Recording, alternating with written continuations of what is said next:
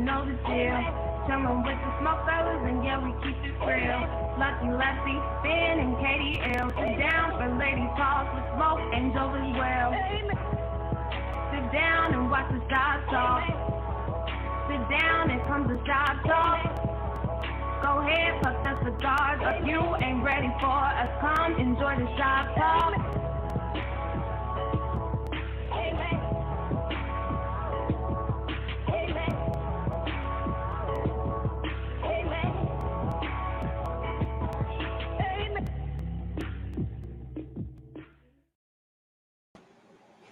Yo, what's up? This is your host of Humidor Sports Talk and Cigars, man, Mr. Smokefella, man.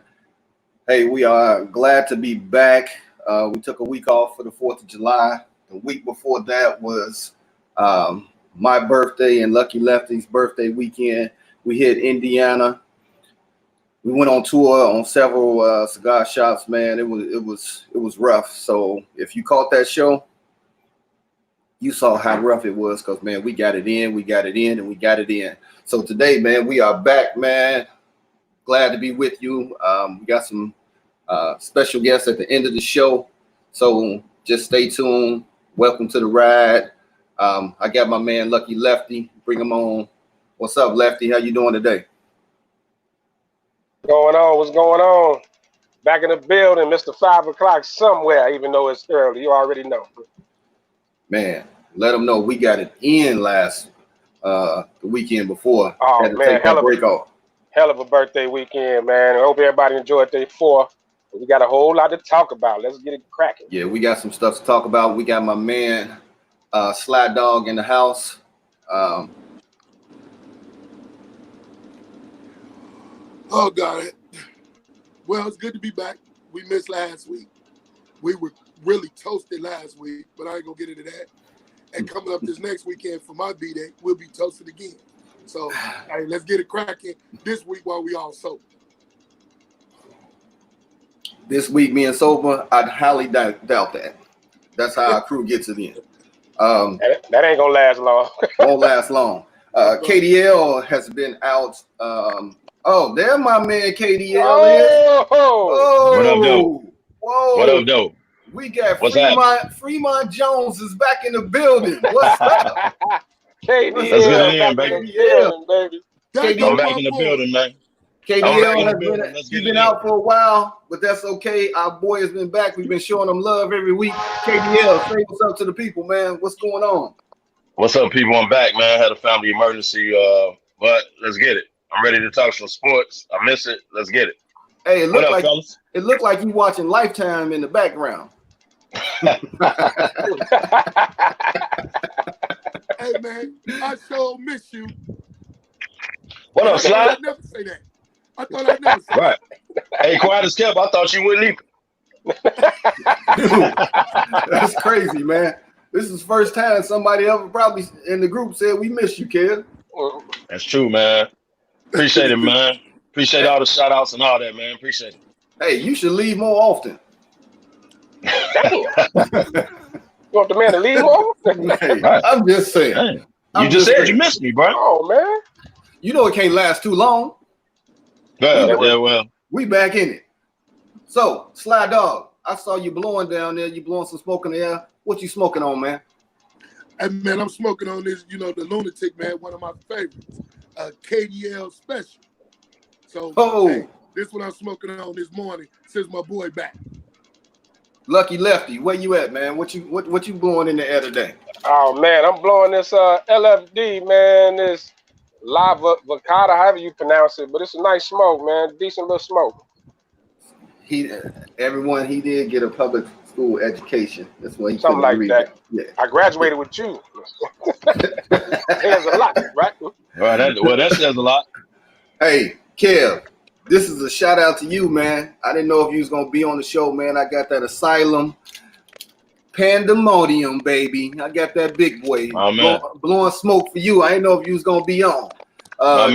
Don't look like you in your regular spot. It look like you kind of quarantined, so don't look like you smoking. But what you gonna smoke later on? Actually, the same thing you smoking. Pandemonium, baby. up on deck. That's what's up. That's what's up. All right, man. So let's get into this train ride, man. Since we took a week off for the 4th, man, we gonna recap a few things that happened in sports. So we're gonna turn it back all the way to July 1st. Sly, what is July 1st? July 1st, baby, is Bobby Bonilla, pay day. Along with my wife's birthday. That's how I never forget it. Yeah. Bobby Bonilla, $1 Yes. million in interest every year to 2035. Yes. Absolutely clap. Damn. That was his buyout. Absolutely His buyout from the Mets in 2000.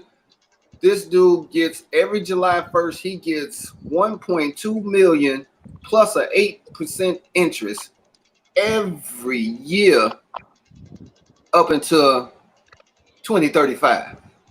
He'll be 73 years old, still getting paid. And if he passes away, his kids still get it. Lucky Lefty, you look a little surprised there, man. So I'm gonna let you go ahead jump on this right now. Let's go. These baseball contracts are ridiculous.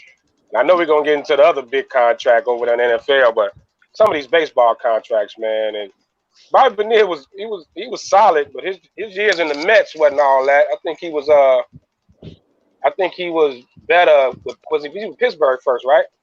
Who we start off with? Yeah, Pittsburgh. His years with the Mets, and they still got to pay this man in 2035. Like who writes up their contracts? Listen. Do you understand? They must not have had the money at the time because they could have went on ahead and bought him out for $12.7 million. Yeah, that's true. Now, since they had worked out this deal, he getting close to $30 million by the time they finish paying him. That's a hell of an unemployment check. Man, tell me about it. Tell me about it, man. Hey, KDL. Fellas, and don't forget his retirement. He's still getting that too. Right. Still getting his retired. First of all, got nothing to do but sit around and get fat. First of all, which he probably is. I need to Google and find out who this dude agent is. Best agent ever. Man. And you got to remember, ain't the agent still getting paid? The agent's still getting paid too. The agent's still getting paid. So I can tell you who he don't share agent with. Patrick Mahomes. We'll talk about that later. Right. KDL, man, you've been missed, man. Come on, talk to the people about this subject, man. Well, first of all, he has the best agent ever. Let's establish that. I don't even know who it is. He has the best agent ever. The Mets are crazy for not, like you said, buying them out. Whatever it is, they go to 2035. They're crazy for not even buying them out. Just buy the man out. You still paying this? So he's taking a, I ain't gonna say a roster spot, but he's on your salary. So his $1 million every year counts against their salary, doesn't it? It's not no separate check that they just send to him. He's a part of the books, right? So baseball don't have a cap no way though. So. Well, buy the man out. Like, what are we doing? Like, you're still paying this dude $1 million. And I know whoever do the taxes and the books be like, hold on, what's this? Wait, he played in 10, 15 years. What are we doing? Like, come on, man. Dude, man. Every year when they do the books and July 1st come around, everybody in the organization like, God damn. The accountant definitely is. The controller definitely is. Hey, listen. It's like Christmas on July 1st for the family. You get something. You get a car. You get a car. Man, look. That's a nice life, man. If that brother go broke for any reason, he definitely on crack. Because that's a lot of money. Hey, listen. That's only a lot a crack of money. habit can make you go broke. When you getting $1 million every year for doing nothing. Man, so off topic, man. Last night, man, I was just sitting around the house, had me some bourbon, some JMO. So I'm watching Mr. Chibbs. If y'all don't know who Mr. Chibbs is, that's Kenny Anderson. He got a documentary that came out in 2017 about his life. That dude made over $70 million for his career, filed bankruptcy. Dude living in the crib, modest crib like I am. like us. It's crazy, man. You talking about Kenny Smith from No, NBA? Kenny Anderson. Kenny Oh, Anderson. Kenny Anderson. Kenny Anderson. Yeah, Smith. Kenny Anderson. Oh, yeah. So UNLV alone. No, Georgia Tech. Georgia Tech, baby. Oh Georgia yeah, Tech. Georgia Tech. Georgia Tech. Yeah, straight out of New York. One of the best point guards to ever come through there, man. As far as like fanfare, hype. And he left-handed, so he my cousin. Whoa, All left-handed. All lefties are related. But Nah. you ain't got them type of handles, brother. You crazy. Yeah, you don't. Not them type You of don't. handles. No. Well, no, not them type. Don't mean we still ain't related though. The only handle watch you your got. mouth. The only handle you got is on your coffee cup. You watch your mouth. And on the side, Oh, wow. Damn, Sly. We was cool all day today. Damn. All right, man. The stepfather. And when I say the stepfather, I'm talking about Zion Williams' stepfather, who took $400,000 before he even walked into Duke. So that's crazy. So now who's gonna get in trouble? Zion, Mike K. What you think, KDL? I think it's the exact same situation that Reggie Bush did. Reggie Bush took money. Reggie Bush had won a Heisman. Not only did they take the Heisman, they banned him. Correct? It is the exact same situation. Now, Pete Carroll left. Y'all remember that? Pete Carroll left. Mike Krzyzewski ain't going nowhere. So since he's still there, he knew about it. He probably engineered it. He should take a penalty for that. Whatever it is. He should take a penalty for that. Zion is gone. Reggie Bush played there 3 years. Zion only played 1. He's such a big star right now. He probably get a slap on the wrist or something. That's probably what's going to happen. But Coach K, somebody should take a penalty for that, because if Reggie Bush can get his Heisman taken, Duke can get something taken. He wasn't supposed to be playing. That's ineligible. So come on, man. Let's be fair across the board, NCAA, if y'all really about that. If y'all really about the student athlete and y'all strict and y'all right, Coach K should pay for that. I don't care how many championships he won. He knew about it. He should pay for it. The same thing Pete Carroll did, but Pete Carroll left. There should be a penalty some kind of way for Coach K. That's just my opinion. My boy Lex out there, he just said Coach K is untouchable. And Kev, you being real nice, and you said Pete Carroll left. No, Pete Carroll ran. Let's just keep it real. Oh yeah. But what I'm saying is he was no longer part of the university when it came down. He knew it was coming and he left. Coach K is still there. No different than Calipari. Let's go, Lefty. Yeah, let's go, okay, Lefty. He's moving around, but Coach K is still there though. Well, first of all, ain't nothing they can do to Zion. So, I mean, he already in the NBA. He already getting his money. He's straight. As far as, but Duke there definitely should be a penalty. Fortunately, they didn't win anything, that year that it happened. So you can't take anything from them, but it has to be some type of penalty. They got to at least do it. They got to be banned or something for a year or two. Like, something got to come down. You can't let Duke just walk with it. Now, I kind of agree with Lex. I don't think anything will happen. They'll find a way where Coach K will say it was a booster or something that he didn't know about and get away with it. But they definitely, Duke should definitely be penalized for that, especially since Zion picked them over the North Carolina Tar Heels. Yeah, those are facts. Now, well, he should have. Lex said, "Watch your mouth, kid. Watch your mouth. Right. Watch your mouth." Right. Now, just getting back. hey, Lex said the only reason Calipari got caught is because of his ego. Yeah, but he left and went and got paid more money. That is true. He also bailed. They'll be on probation in the next year or two. But y'all got to think about this. Coach K is the only coach that's still at the university that got caught up. Calipari that moved around. Carroll left, right? Now these allegations came out, and Coach K, he's still there. So, dude, if Oklahoma State can get a penalty, and they can't go to the public, dude, you got to get something. Or it's not fair. Then you're going to lose people because you're going to be like, okay, Duke is all the high and mighty. Like it's only fair, man. Sly Dog, what you got?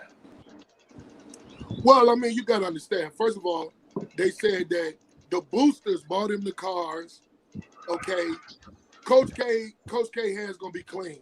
But you also got to understand, y'all, the awareness of now college players getting paid. Everybody really ain't gonna care about it. I mean, you had Shannon Sharp say he should have got $4 million instead of $400,000. So, I mean, you know, I really don't think nobody's gonna care. I think it's just gonna put more attention on these college players need to get paid. And I think everybody's gonna move on from here in the league now. Nobody's really gonna care. So, to me, Zion got paid. He should have got paid more because you can imagine the money Duke made off him, $400,000. And I think he do need to pay old girl who brought all this to light something because you use the loophole, you know, for the college players to jump out of being with her and signing with CAA. So, you know, that's my opinion on that. Okay. Lex comments they might lose a couple of scholarships or two. Worst case scenario. Then he said they'll just recruit top recruits with bad grades from the JUCOs, kind of like Cincinnati used to do. UNLV. Right. We know about that. They go into the JUCO system and get Cincinnati was the king of it. Right. Straight out of the county jail to JUCO to Cincinnati. Damn. Hey, but they had some hoopers though. Hey, they used to work for them though, man. They had some hoopers. They knew how to pick them. Yeah, that was crazy though, man. You go from the county jail to JUCO to Cincinnati and ball out. Damn. Under the Bobby Huggins Act? Yes. Yes. Under the Bobby Huggins Act. They got pardons. They got a Bobby Huggins pardon. He recruited straight from the joint, huh? Hey, man. So, I don't know if you have watched the TBT tournament that's been on ESPN, man, with some, local overseas prospects and college players, man, trying to make a name for themselves. But that's a snapshot of what the NBA season is going to look like. No fans, kind of look like summer league play. So have you all had a chance to catch it? Because I watched a couple of games. Matter of fact, I caught a game Friday afternoon and saw your man Joe Johnson putting up buckets. Joe Johnson, he was getting buckets on these young dudes, man. I was like, damn, Joe, he like your age, Kev. Slow-mo Joe, baby. Slow-mo Joe get buckets, baby. Joe Johnson still get buckets. And if it was a big three this year, he would play in that too. And then, let me tell you about the TBT, man. It's not the NBA, but it's a lot of people, it's a lot of cats you're going to remember because they played in college, right? A lot of them still playing overseas. A lot of them has played overseas and they still in shape. I like it because of that. Shot at me, don't care, but I'm going to let it go. Well, you ain't never played overseas nor, in the States, but that's neither here nor there. I like it. Jax, baby. Jax, baby. Jax. I like it, man, because it's the only basketball on. Y'all know I'm a basketball fiend. So when I seen basketball on, I'm on it. But I'm going to piggyback off what Ben said. The first couple weeks of the NBA season is going to look like the TBT. It's going to be sloppy. It's going to be a lot of turnovers. People are not going to have a rhythm. Because you got to remember, everybody in LeBron James ain't got a gym. A lot of these cats ain't touched the basketball. So you telling them, they might be in physical shape, but they're not in basketball shape. And y'all know it's a difference. Your timing will be off. Your rhythm will be off. Right. Right. So you got to be in basketball shape, and a lot of them are not. Right. So you can't bring them in a bubble for 2 weeks and tell them to go full more. It's gonna be sloppy, man. And God forbid. To me that was the purpose of the purpose of the 8 game. Kind of the 8 game that helps with that too. Kind of getting a rhythm. So by the time that playoffs hit, it's not as sloppy. I agree with you. I think it's gonna be sloppy early on, but by the time they get to those playoffs, after this little ridiculous 8 game schedule, I think it's gonna be full tilt. We'll be used to seeing no fans, and it'll we'll be packed in the cigar shop watching it. I think we'll get over the no fans part, but as far as the players, do you think being off 4 months? Let me ask all y'all. Do you think being off 4 months? Some of them ain't touched the basketball. They probably been working out in physical shape. But like I said, you got to be in basketball shape. So they're gonna give them 2 weeks pre-camp, right? And then they're gonna go full bore. Some of them are trying to make the playoffs, so they coming out going full bore for 8 games. It's not gonna be a week-to-week basis. They're gonna be back-to-back games every other day, right? Yeah, they playing a lot of ball. Yeah. Yeah, that's gonna go quick. Well, So then here come the playoffs. Y'all think that's enough time? You know, you don't anticipate this being sloppy turnovers, somebody pull a hamstring, like y'all don't see that coming? I'm kind of on the fence with it, man, because usually when the NBA starts, that first 30 days, man, it's like, man, it's hilarious, man. A lot of turnovers and all of that. Yeah. But they got a purpose. A lot of teams are trying to make that run and sneak in to win the chip this year. So Cats was keeping themselves in shape. Maybe they didn't have a gym like Damani said, but these cats was running and doing home things in the home, trying to stay in shape because they knew there was a possibility that they was coming back. Yeah, they're in physical shape, but they're not in basketball shape. It's a difference, man. You're saying time, and you're saying time. The timing is going to be off. Rhythm. That's why I say those 8 games are going to be real sloppy. I anticipate that. Like teams trying to get in, like the Pelicans and all them who trying to get in. I think the teams at the top, the Lakers, the Bucks, the Clippers, they straight. They're going to probably hold their seed, and they're going to probably rest none of their starters going to play them back-to-back, especially LeBron, AD, Kawhi. None of them. Because, yeah, you're right, Kev. That could happen. The hamstring pulls and everything. I think the ones that's really playing for something, those teams trying to creep into that 8th spot, and other teams in the West is jockeying for position. Because it's 4 or 5 teams, right? It's about kind of jockeying for. Yeah, it's Portland, New Orleans. Yep. Yeah, it's about 6 teams that's trying to. But they're jockeying for seeding, though, right? But also the seeding is like, I think from 4 to 8, 4 to 7 is like a 1-game difference or something crazy, right? Right. So, yeah, I definitely anticipate that. But like I said, I think by playoff time, I think we're gonna be full tilt. I think they're gonna be good. Hey, Slide. You got teams like Phoenix and Washington. They just down there for the 8 games. Hey, Slide. Why don't you pull up another chair and just let Keita sit in on the show, man? She bringing you coffee, sticks, and breakfast, man. Hey, I know. Well, she eats breakfast. I'm out here in a typhoon, so I'm out here getting wet because of you. But anyway, right. I'm out here in the typhoon. Hey, Kevo, you got a challenge out here. Lex said he want to come on the show so he can battle with you. He said he can out-talk you, man. Oh, man. Stephen A. Smith, baby. Hey, I don't know who Lex is. Well, I don't know who Lex is. You know Alexis. Come on the show. Oh? You know Alexis. Lex. Oh, Lex. Yeah. Oh, Lex, buddy. Yeah. Hey. Oh, he'll never win that. He know better than that. I'll tell him about the sports stuff, man. Let me tell y'all, the TBT. That's my little brother. That is going to be. The TBT looks absolutely horrific. That's the worst setup I ever seen in sports. But that's what we got to deal with. I'd rather watch the paint dry, okay, on a mural, okay. They look absolutely horrific. No fans. It's basketball. All this other stuff going on. It was terrible. But if that's all I got, that's all I got. What can I do? Now, that's all you got. Huh? That's all I got. It is all you got. Do. Now, the best player to ever play the game, long as he's playing, I'm going to watch it regardless. Not the dude that retired in 1998 or played 2002, played up to 2000 with the Washington Wizards. Everybody forget about that part of his life. Wow, we are not going to go. We're not going there. We're not going there, man. This has absolutely nothing to do with what you're talking about. The best player ever played. I've seen him out there shooting around. I follow him on Instagram. He looked absolutely great. My man. So I'm going to watch him. I'll watch him even in the gym that you 3 played in, which was absolutely horrific.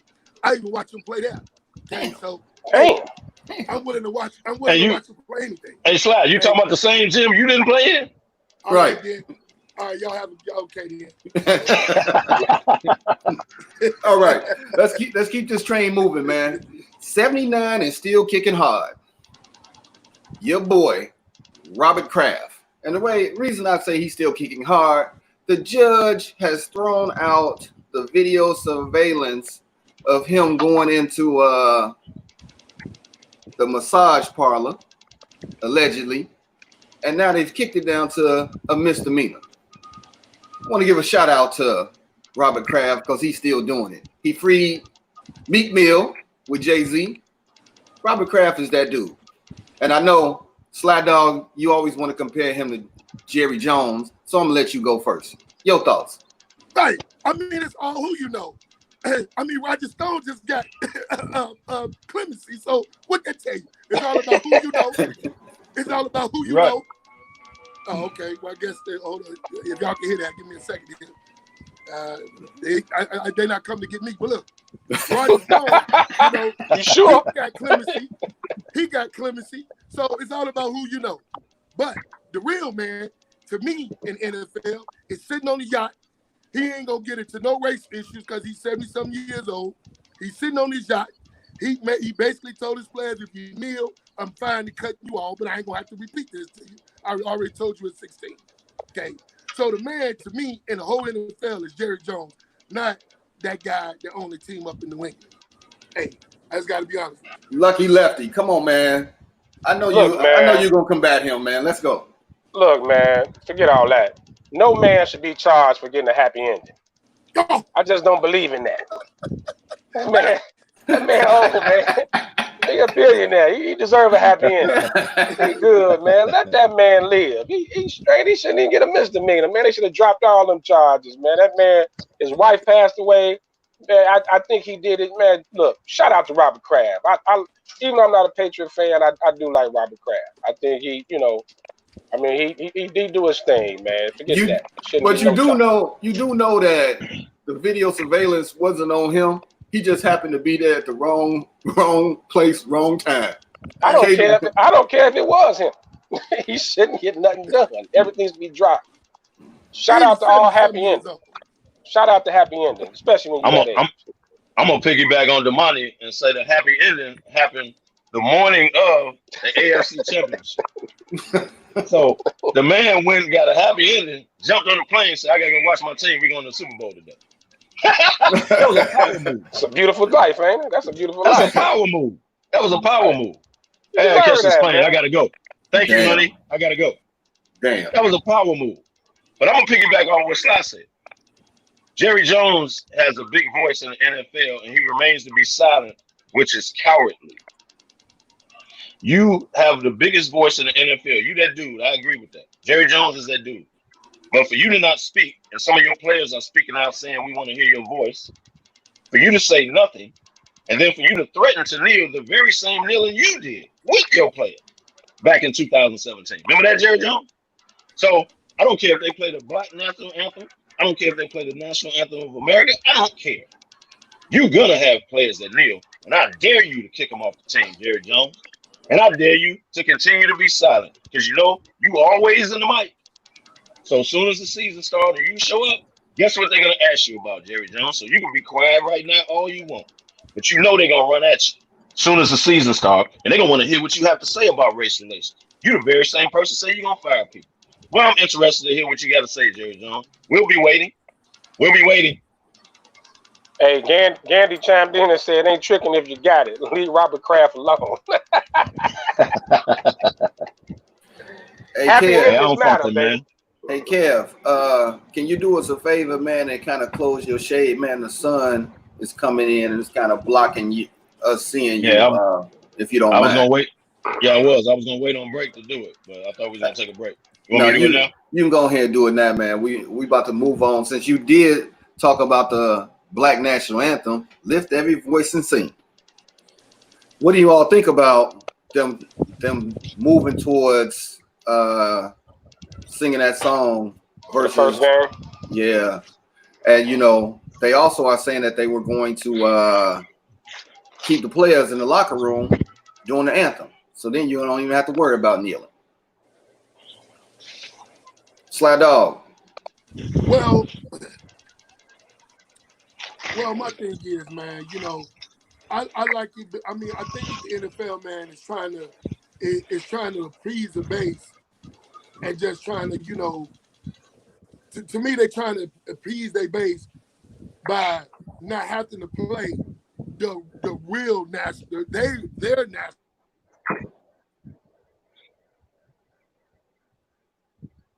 Sly Dog, you went out.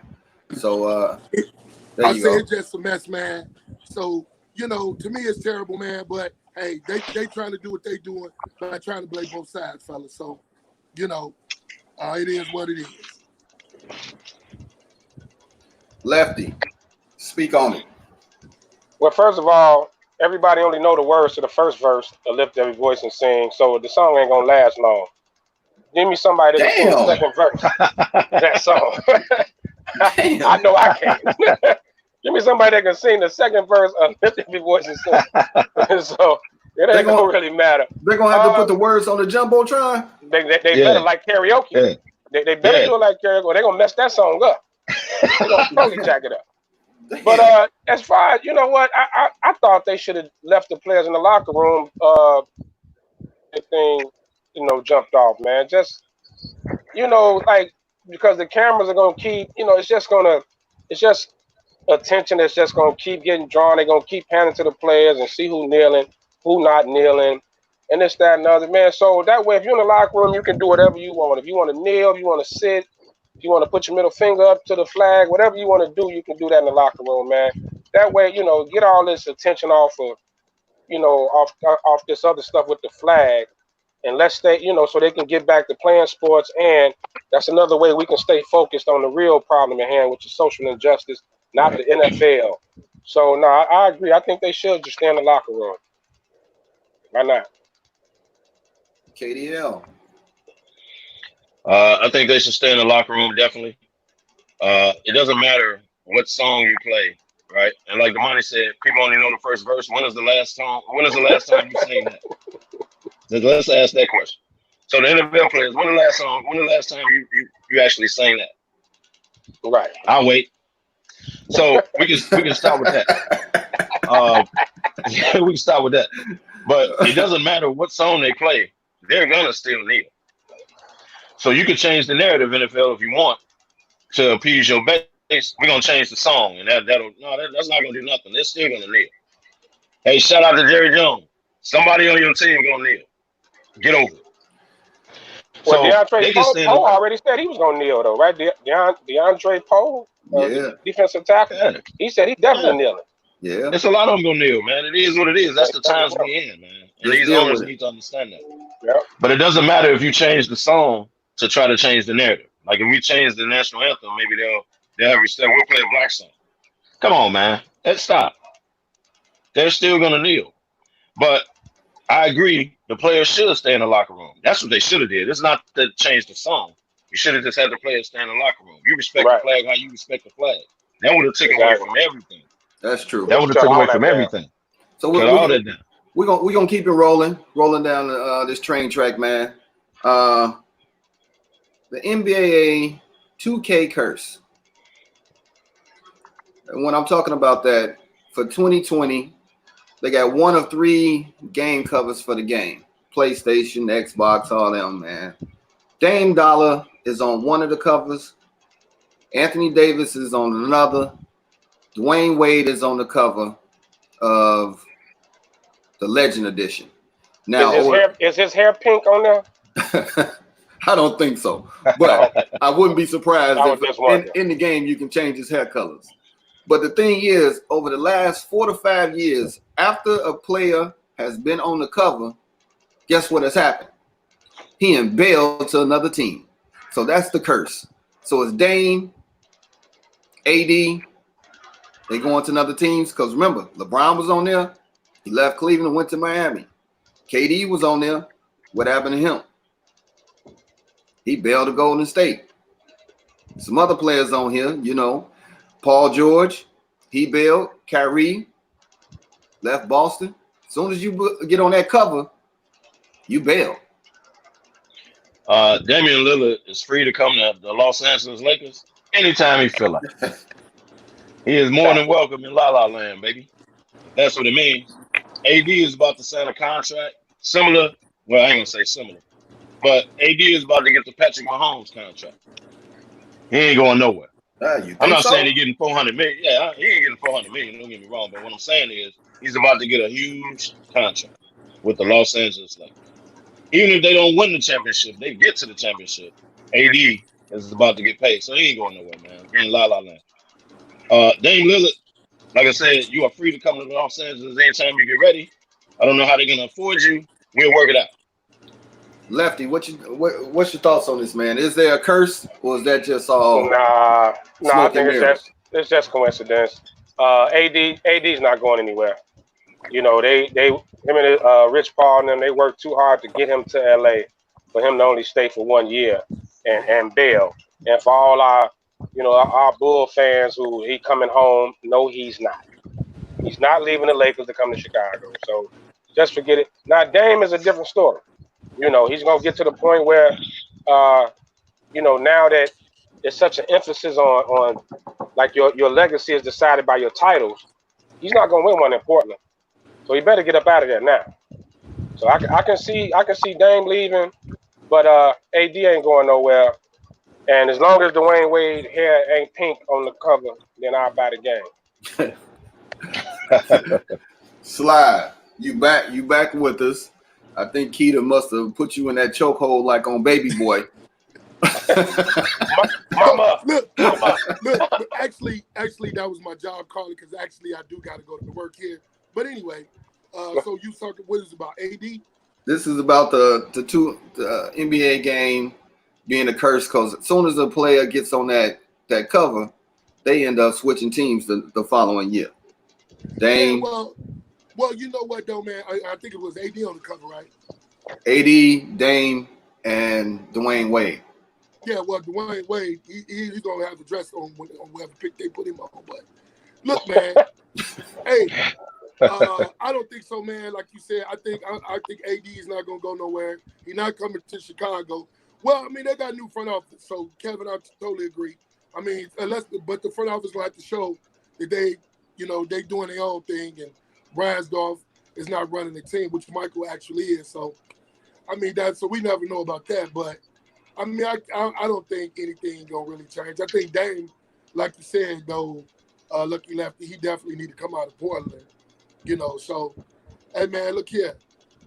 Well, long as AD cool, long as my man play another 3-4 years, which he look like he good. So, I think there ain't no curse this year. So Sly, I know you said the job and called you to come pick up stuff on the side of the road. So I kind of want to come to you real quick about I said to pick up trash on the side of the road. Like a criminal? Like a criminal? Hey, Sly, you work for Streets and Sanitation. Like a criminal? But see, I know you won't in on this, man. This is two parts for you. The decision and coulda, woulda, shoulda. All right. The decision, LeBron James back in, 2010? He did the whole thing about the decision going when he left Cleveland, went to Miami. Okay. The first part of this is that when all the hate came about for LeBron? Because, man, he was a darling of the league, man. And then I think the haters came out after that. Secondly, the coulda, woulda, shoulda. In 2010, he sat down and contemplated about going to the Knicks until he had a meeting with Bob Dolan. You had one of the greatest talents in the world sitting in the office with you. How do you mess that up? Because they said the whole meeting went left and LeBron X'd out the Knicks. So right. those two things I want you to speak on real quick, man. Hey, man, look here. The decision just put LeBron where everybody wanted to put him in when he came in as a chosen one over the good, actor Michael Jordan. So it was already hate on him anyway. But it just solidified what the haters was gonna hate on him anyway by him making that decision. That just gave them an extra excuse. So that's neither here nor there. We all know what he turned into. Okay. Now, James Dolan, who you talking about, is one of the most arrogant owners probably in all sports. I mean, not only do you own Madison Square Garden, he owned all the teams that play there. and the building and the parking lot and the cable network that it comes on. So James Dolan don't care.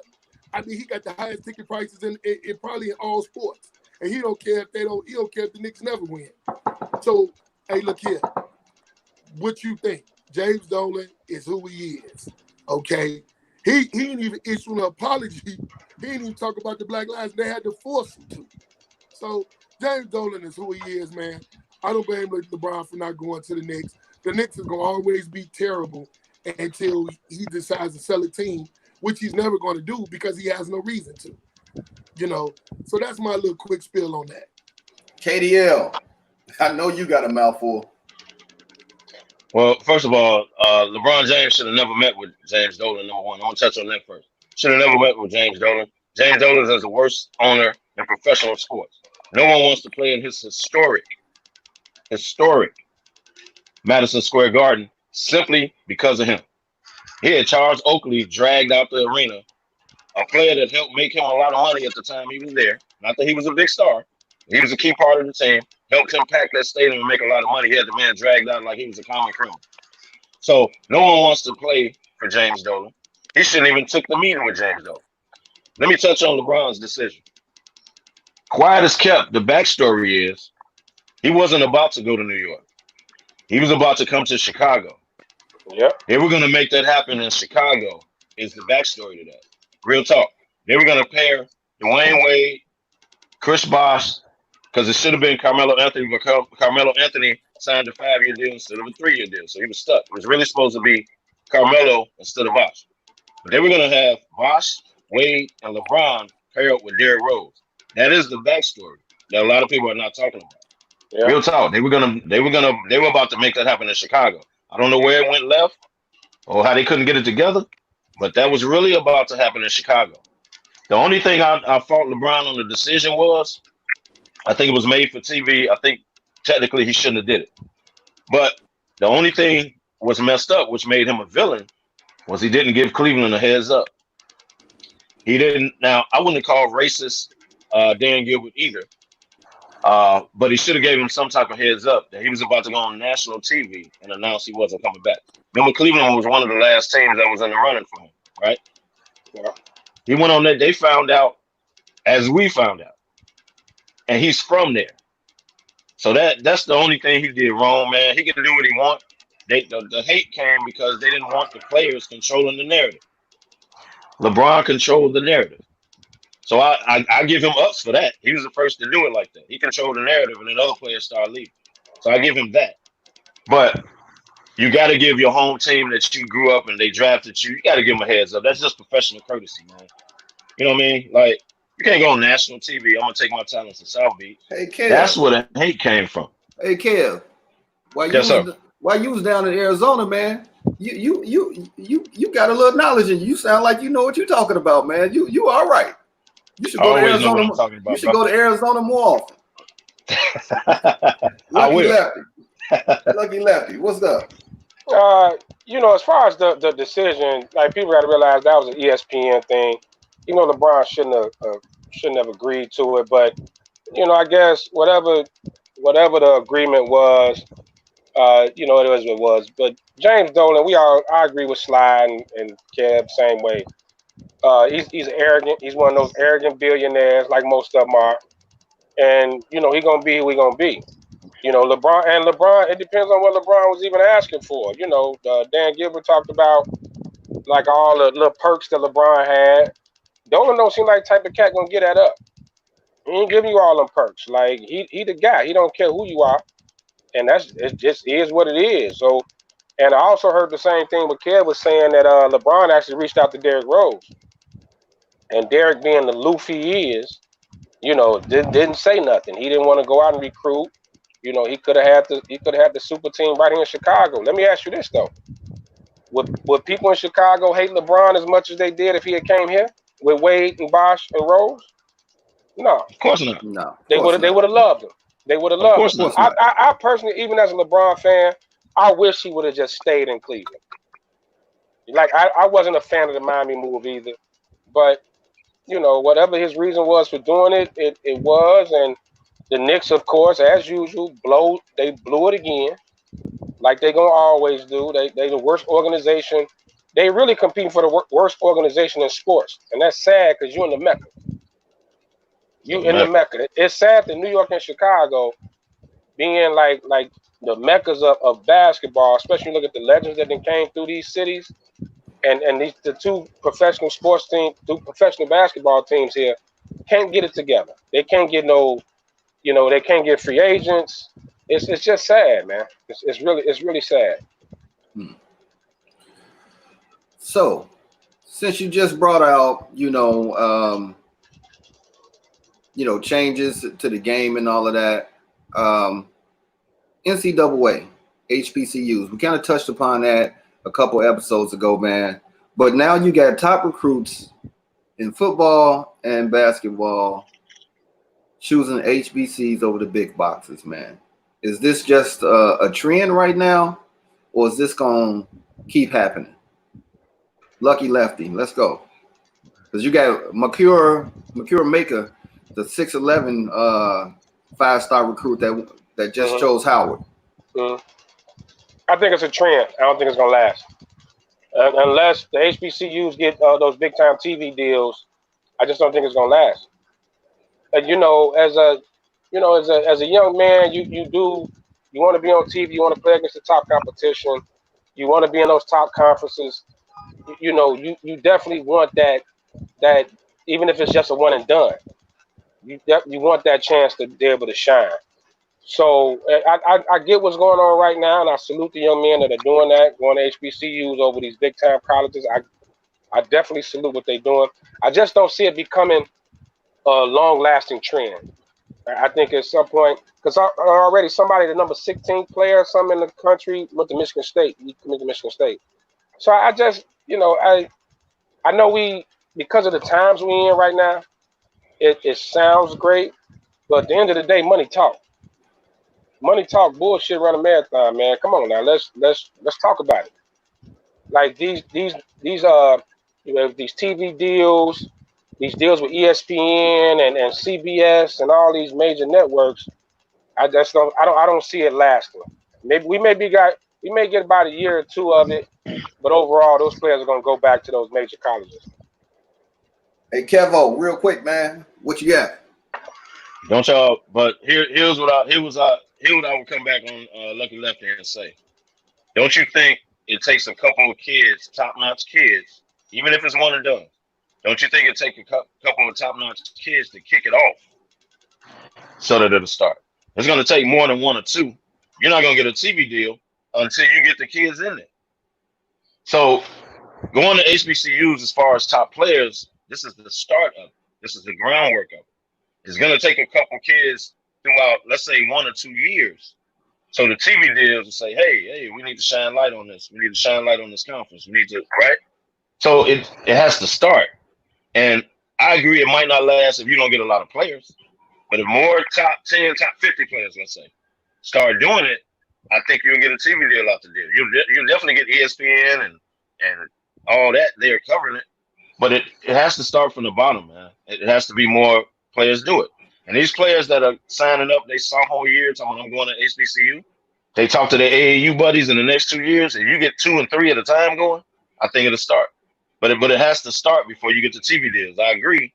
The Carolinas and Dukes and all they got it set up right now. But I think they are going to go on probation. Pretty simple. That's just my opinion. They for these top them Kansases and all that, they finna get hit, man. They starting off with like the OK States, but these top colleges finna get hit. That's just my opinion. But I think it takes it's just gonna take a couple more kids to do it, man, particularly out of the top 50. Okay. So we almost an hour in. So I'm gonna speed things up, man, because like I said, we got some guests coming on at the end of the show. So we're gonna kind of speed through some of this NFL news. So I got a question for the both of you guys. Mike McCarthy, Cowboys OC. Is he gonna be the OC and coach that's going to bring out the greatness in Dak? Remember, he coached A-Rod. He the head coach, and he gonna have his hands with the OC because that's what he's known for. So he coached A-Rod, Aaron Rodgers. Can he bring out the greatness in Dak? Real quick, Kevo, let's go. I think it'll make him a better player. He got a better coach. He's a better coach than the dude that just left, right? So he's won. He's proven. He got a ring. I think it'll make him a better player. Dak needs to step up in the big games against better teams. But I think he'll make him. I think he'll make him better. You know, Dak about his money right now, man. You know what I mean? So if he can focus on playing football, or he knows he has to play football to get his money, then, you know, I think it'll work. Other than that, Dak about his money right now, man. Dak ain't focus on getting, you know, ain't focus on the coach. He don't care who you bring in. Dak want his money. And I think Jerry Jones is wrong for not giving him his money, but that's neither here nor there. But I think McCarthy is a better coach than Jason. So I think he'll be better.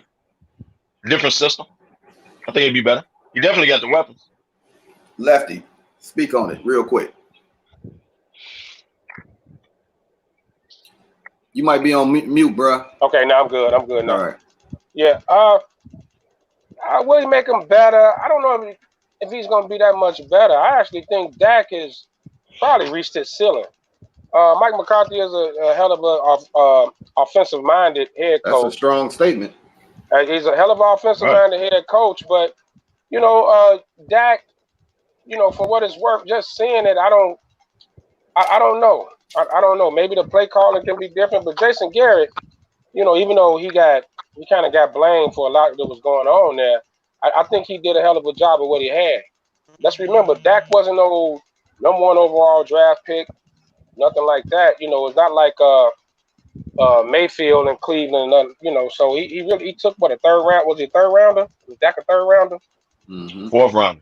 Fourth round. He took a 4th round quarterback, you know, and got him in a position to get paid. So I don't know what else Mike McCarthy could really do. And Mike McCarthy is an older coach. Let's remember, man, the NFL is changing. It's changing. So I personally think Dak has reached his ceiling. He's going to be as good as the talent around him is. So I think he'll be better this year just because of the players around him, not because of the head coach. So, Action Jackson, Lamar Jackson. A couple weeks ago, he got filmed flipping over a skidoo playing football on the beach. Now, he's holding a fun day, like celebration in Florida during the pandemic. And you know, Florida just got hard.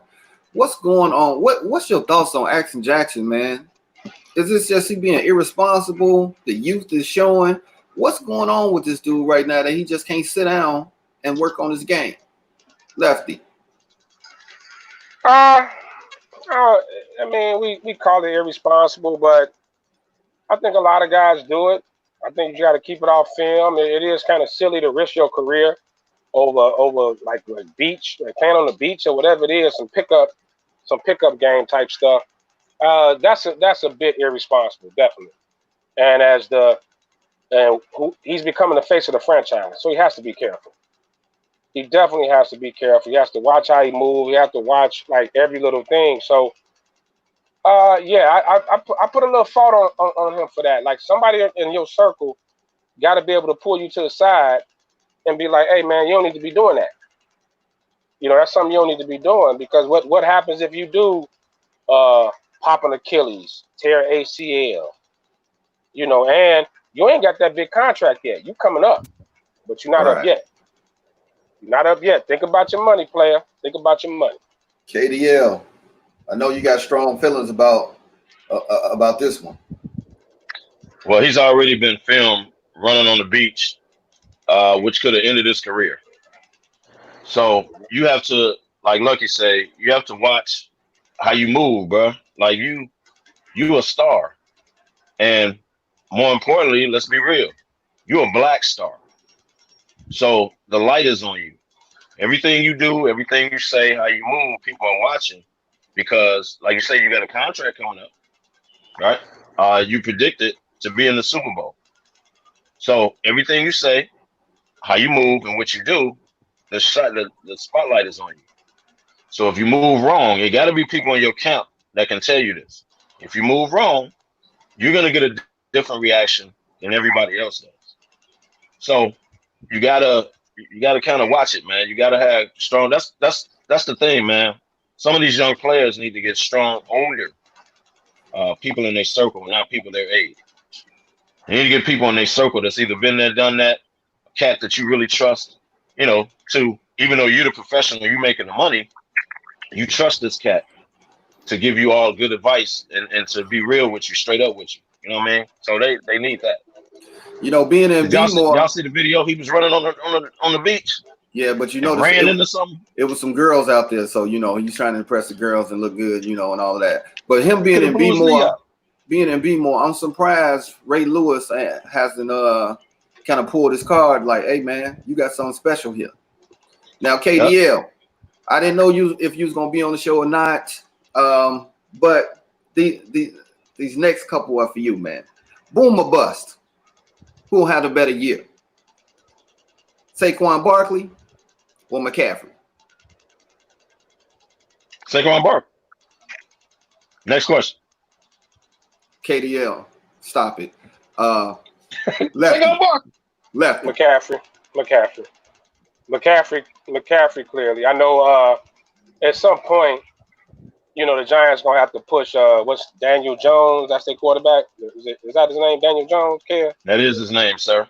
Yeah. His quarterback. Nah, I think Saquon's gonna have a hell of a year, but McCaffrey's that dude, man, and he gotta live up to that contract. So yeah, I'm gonna go McCaffrey and Bridgewater. I know people are hyped over Bridgewater, the black quarterback thing, but to me he is more of a game manager than a playmaker. So I think McCaffrey had a ball in his hands a lot, but it's gonna be close though. I'm not dissing Saquon at all. I am not. He that dude, but I think McCaffrey gonna get him. I think McCaffrey had a better year.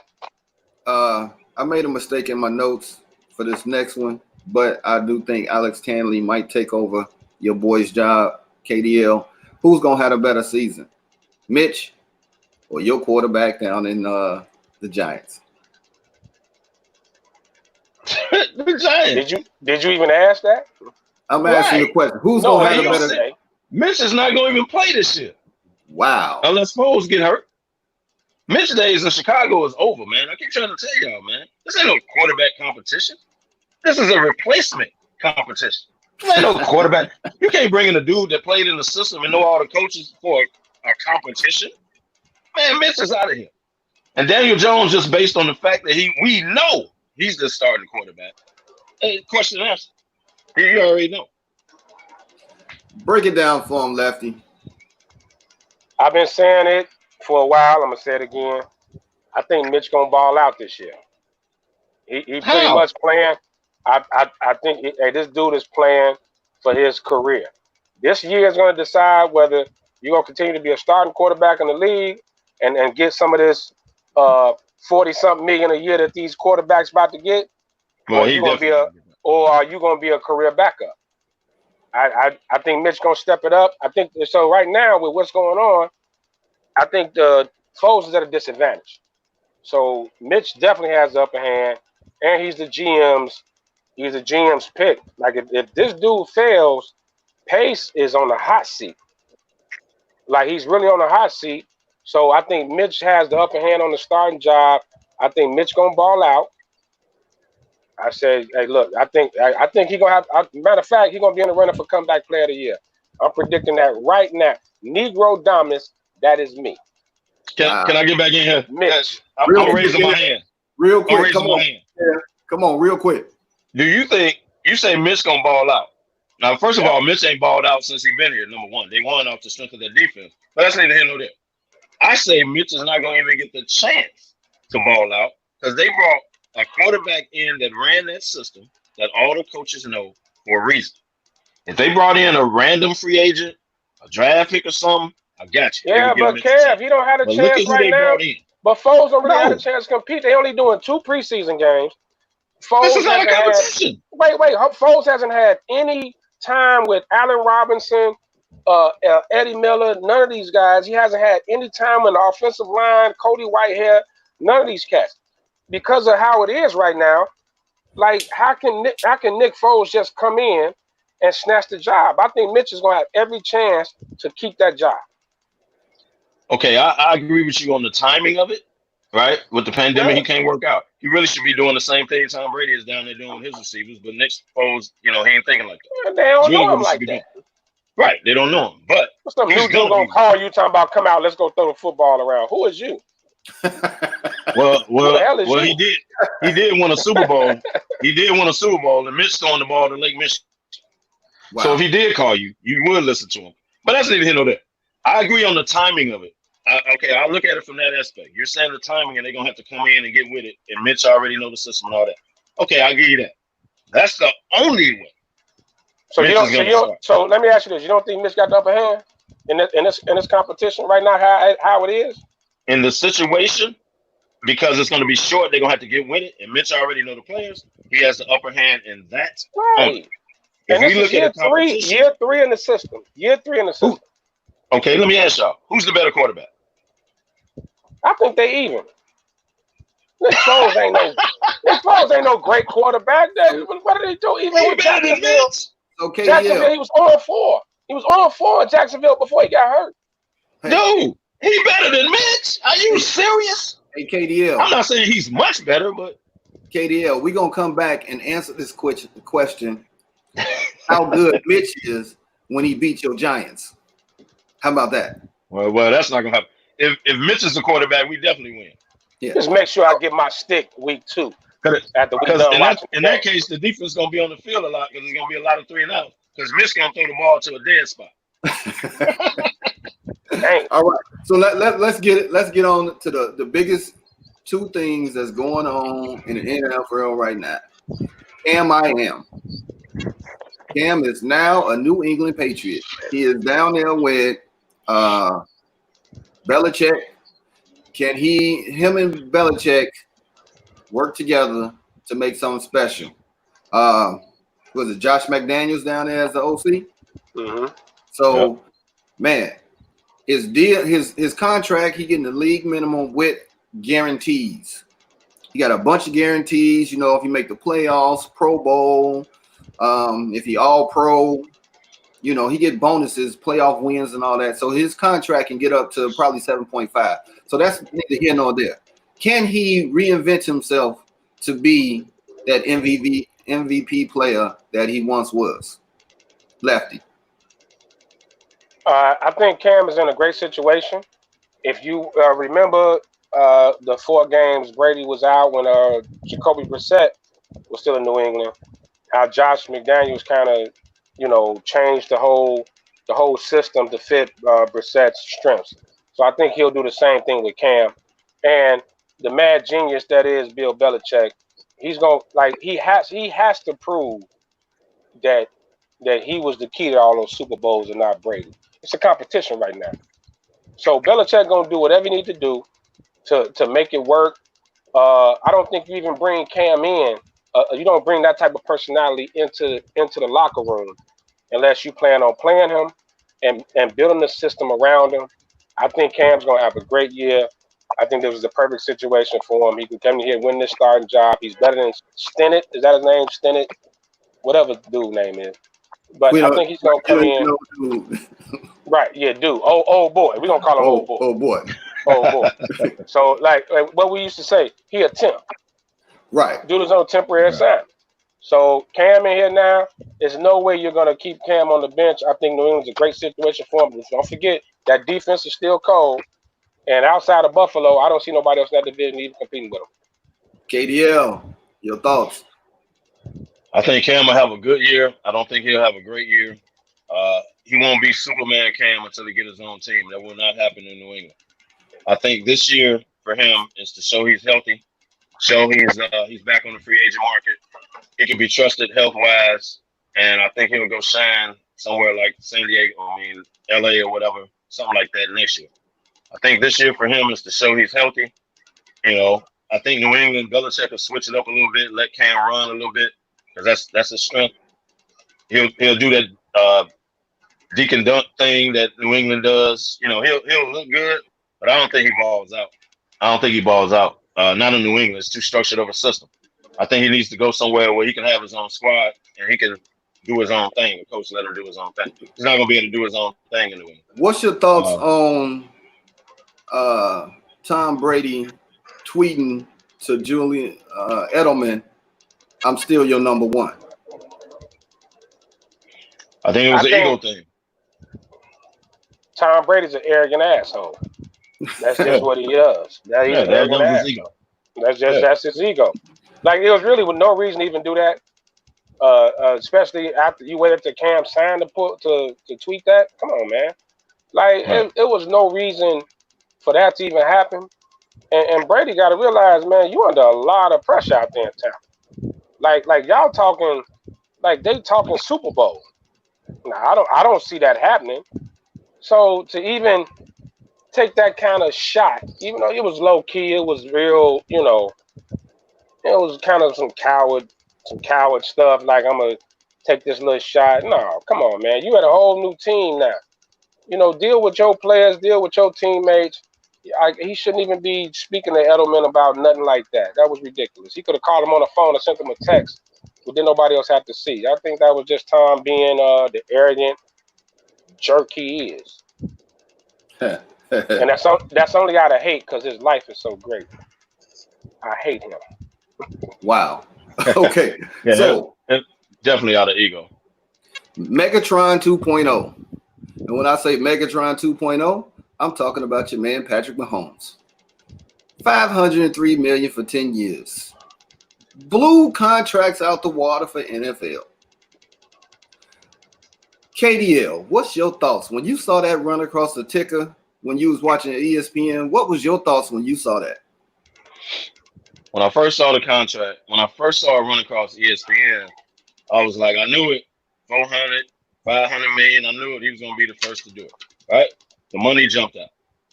And then they started breaking the contract down. And here's my thoughts on that. He'll never see all that money. So he going to get the 100. He got 63 million upon signing. The rest of that, it was 140 million guaranteed to him if he gets injured. Right? He's making 40 a year for 10 years. No one plays 10 years outside of Tom Brady with the same squad. So he'll get that 10-year. You got Breeze. Yeah, okay. And not making this kind of money, not 40 million a year. No. You're not going to make 40 million there for the next 10 years. You'll never see it. It's the NFL. So I think he'll get through 5. I think he'll make it to 5 because he's what, 24? So he'll make it 5. They'll ask him to restructure because now we need some of that money to sign other players and keep the players going. So he'll never see 400, 500 million. They'll never see it. They'll never see the end of it. Just like we said about Joe Flacco. Remember Joe Flacco signed that contract? He'll never see all that money. Oh, yeah. It's just the NFL, man. That's how it goes. And Mahomes is a young star. He's going to be around. God forbid injury. He's going to be around. He's going to make a lot of money. But he's not making it 10 years with that very same contract. Trust me. And that's a cap favorite contract. The team winning on that. So he got a certain amount that's guaranteed. Cool. Other than that, they can come to him at any given time, year 3 or 4, if the Chiefs are not winning, and say, hey, man, we need to restructure, bro. We got to sign a couple people. So they can go in and mess with their contract. He'll never make it 10 years. God bless him. But I think he'll make 5 of it. I think he'll play 5 of it before they start restructuring it and taking some of that money back. Lefty, what was your thoughts when you saw that run across the ticker? Hold on. I'm going to have to switch over to my laptop in 1 second because my phone is terrible. So I'm going to switch over. But real quick, while I'm still on here, 10-year deal, I just don't agree with that. I don't think you should ever sign that long. That's what held Scottie Pippen up and a lot of older players with those long-term deals. And let's be totally honest, it's really 12 years because we're talking an extension. Right. So we still got 2 more years. So we're talking 12 years, man. I get the no trade clause, and I know we see the money. We instantly see 503 million, and we like, oh man, he came up. He did a great job. I'm not sure of that, man. I just like that's a long deal, especially in the NFL. What happens if Andy Reid retires? And then which he will. Some bogus head coach come in And you know what you have. I just like I think a 10-year deal is too much. The market constantly resets every 3 or 4 years. So Yep. to sign a 10-year deal, I just don't agree with it. I don't think And it was a great move. and here's something else, y'all. Here's something else. Everybody knew he was gonna set the bar as far as contracts, right? Yeah, we knew So that. the bar is set by you. Everybody knew you was about to get paid. The bar is set by you. You set the bar for 10 years, and you got Dak asking for 4. Like people want to hit the market again, right? People want to hit the market again. No one's taking after you signing a 10-year. It's the equivalent of LeBron James being the best player in the league, right? And LeBron James set the standard of signing 3-year contracts, so you can always get out. You can move around, right? So kind of the best players set the bar. You don't set the bar with a 10-year deal. You don't stand with an organization for 10 years. And like I said, what if Andy Reid retired? What if some of your free agents want out? You know, what if Kelsey wants out? What if the running back, Hill or whatever, wants out? And you start losing players. Now you stuck for another 7 years, bro. Yeah.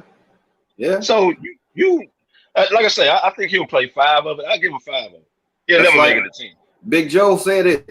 He chimed in and said that's the Scottie Pipp deal.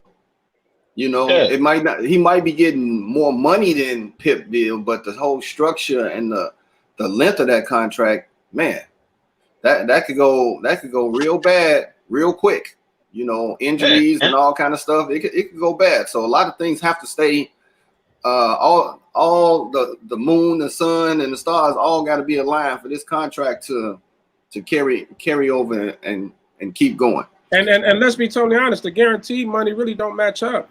Kirk Cousins got $84 million guaranteed. What, over a 4-year deal, 4 or 5 year deal? You talking? He got $63 million up front just to do the extension, but then after that, it's what, another 70, 80 something mil guaranteed over 10 years. It's like another 80 over the contract. Like we said on a prior show, Kirk Cousins, his agent, he family for life. He that dude. It's another 80 because it got to equal 140 million guaranteed just in case he get hurt.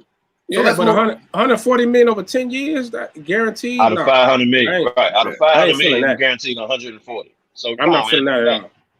Yeah. Well, let's move on into some basketball news, man. We have been talking lately about Black Lives Matters, how people should sit down, shut up. Their publicists need to be in their ear. And you got WNBA co-owner for the Atlanta Dream, Kelly Loeffler. She's a junior Georgia U.S. senator. She has come out to talk about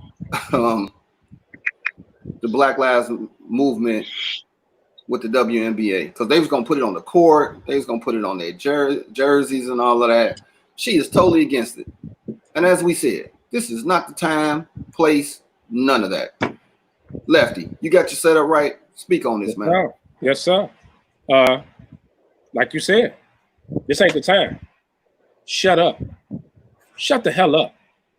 You know, don't even discuss it. Like right now, just let everything fall out how it's falling out.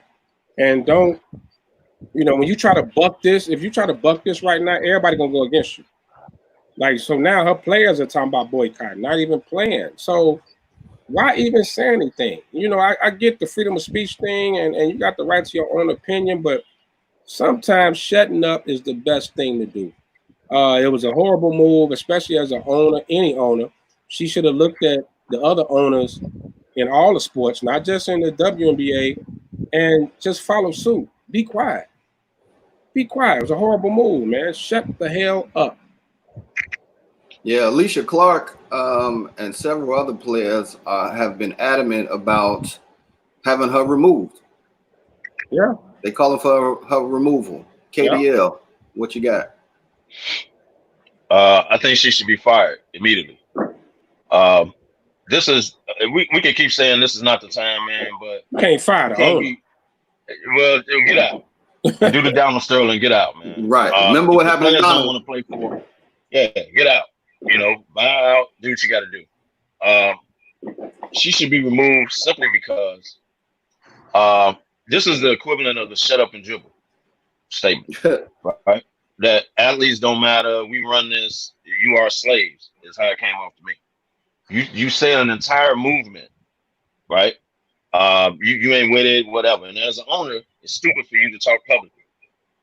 So now the players on your team that are black don't want to play for you. The league is 80% African American. Exactly. And she said this, she owns the Atlanta team, not the South Dakota team. The Atlanta team. So get out. Just like do what you got to do. Like if you're the commissioner, it should be a way for them to, get rid of her, man. Hey, I know she got money. She's the owner. I get it. But your players don't want to play for you. It's the Sterling thing again. Yep. It's the Sterling thing again, man. I agree. I say get out. They do what they got to do. Buy out. Whatever. Bye. Go work for Fox with old girl with the shut up and dribble.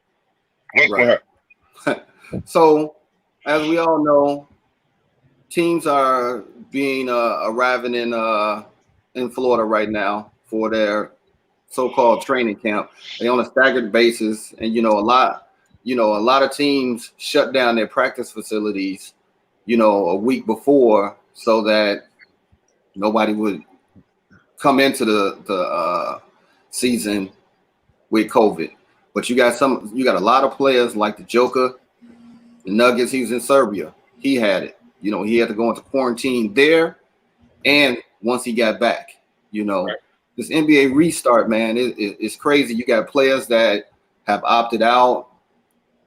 Biggest player right now is Avery Bradley. He opted out for personal reasons with his son because he has respiratory issues and stuff. What's your thoughts on the NBA and its startup, man? Is it going to be as smooth as they think, or is going to be a lot of issues? Because man, it's a lot of talk from the players are talking about the you got Rondo talking about feel like he in a Motel 6. Then you got some players that said, man, they got a nice setup. What's your thoughts on it, man? KDL.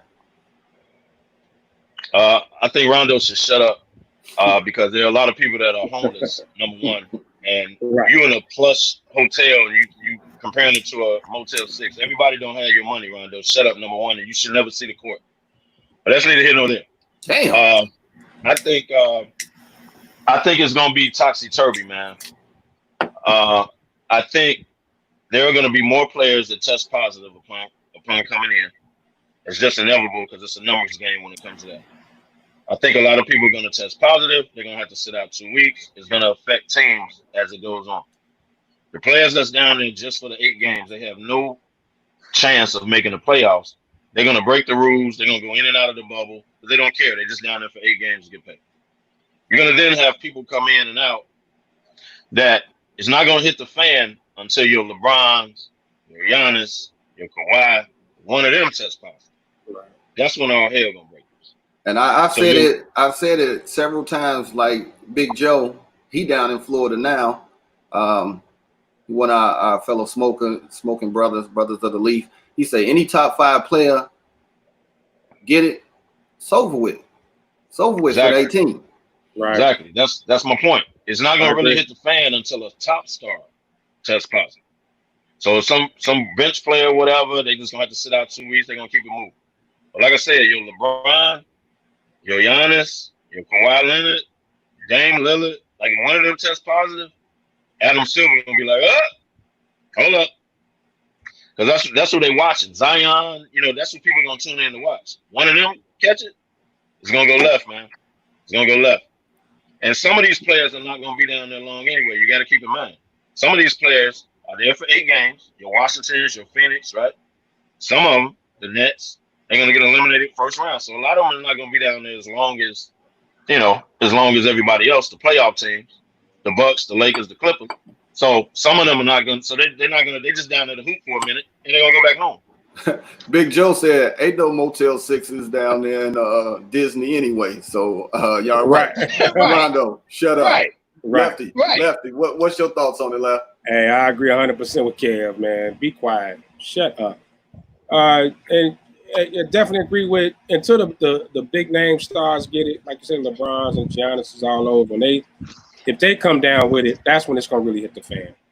Because at some point, if just say one of them do get it, and they got to sit out 2 weeks, that's gonna cost them a chance at the title, especially LeBron, because we all know all eyes on LeBron right now. We all know who the real focus is on LeBron, and he's later in his career. Yeah, if he catches it and has to sit out 2 weeks, the Lakers are probably done. They don't get in, and it's something you got to deal with, man. Now, I saved this one for you guys, man. Your man, Stephen A., went on national syndicated TV, my boy, on First Take, and he said it is going to take 3 weeks.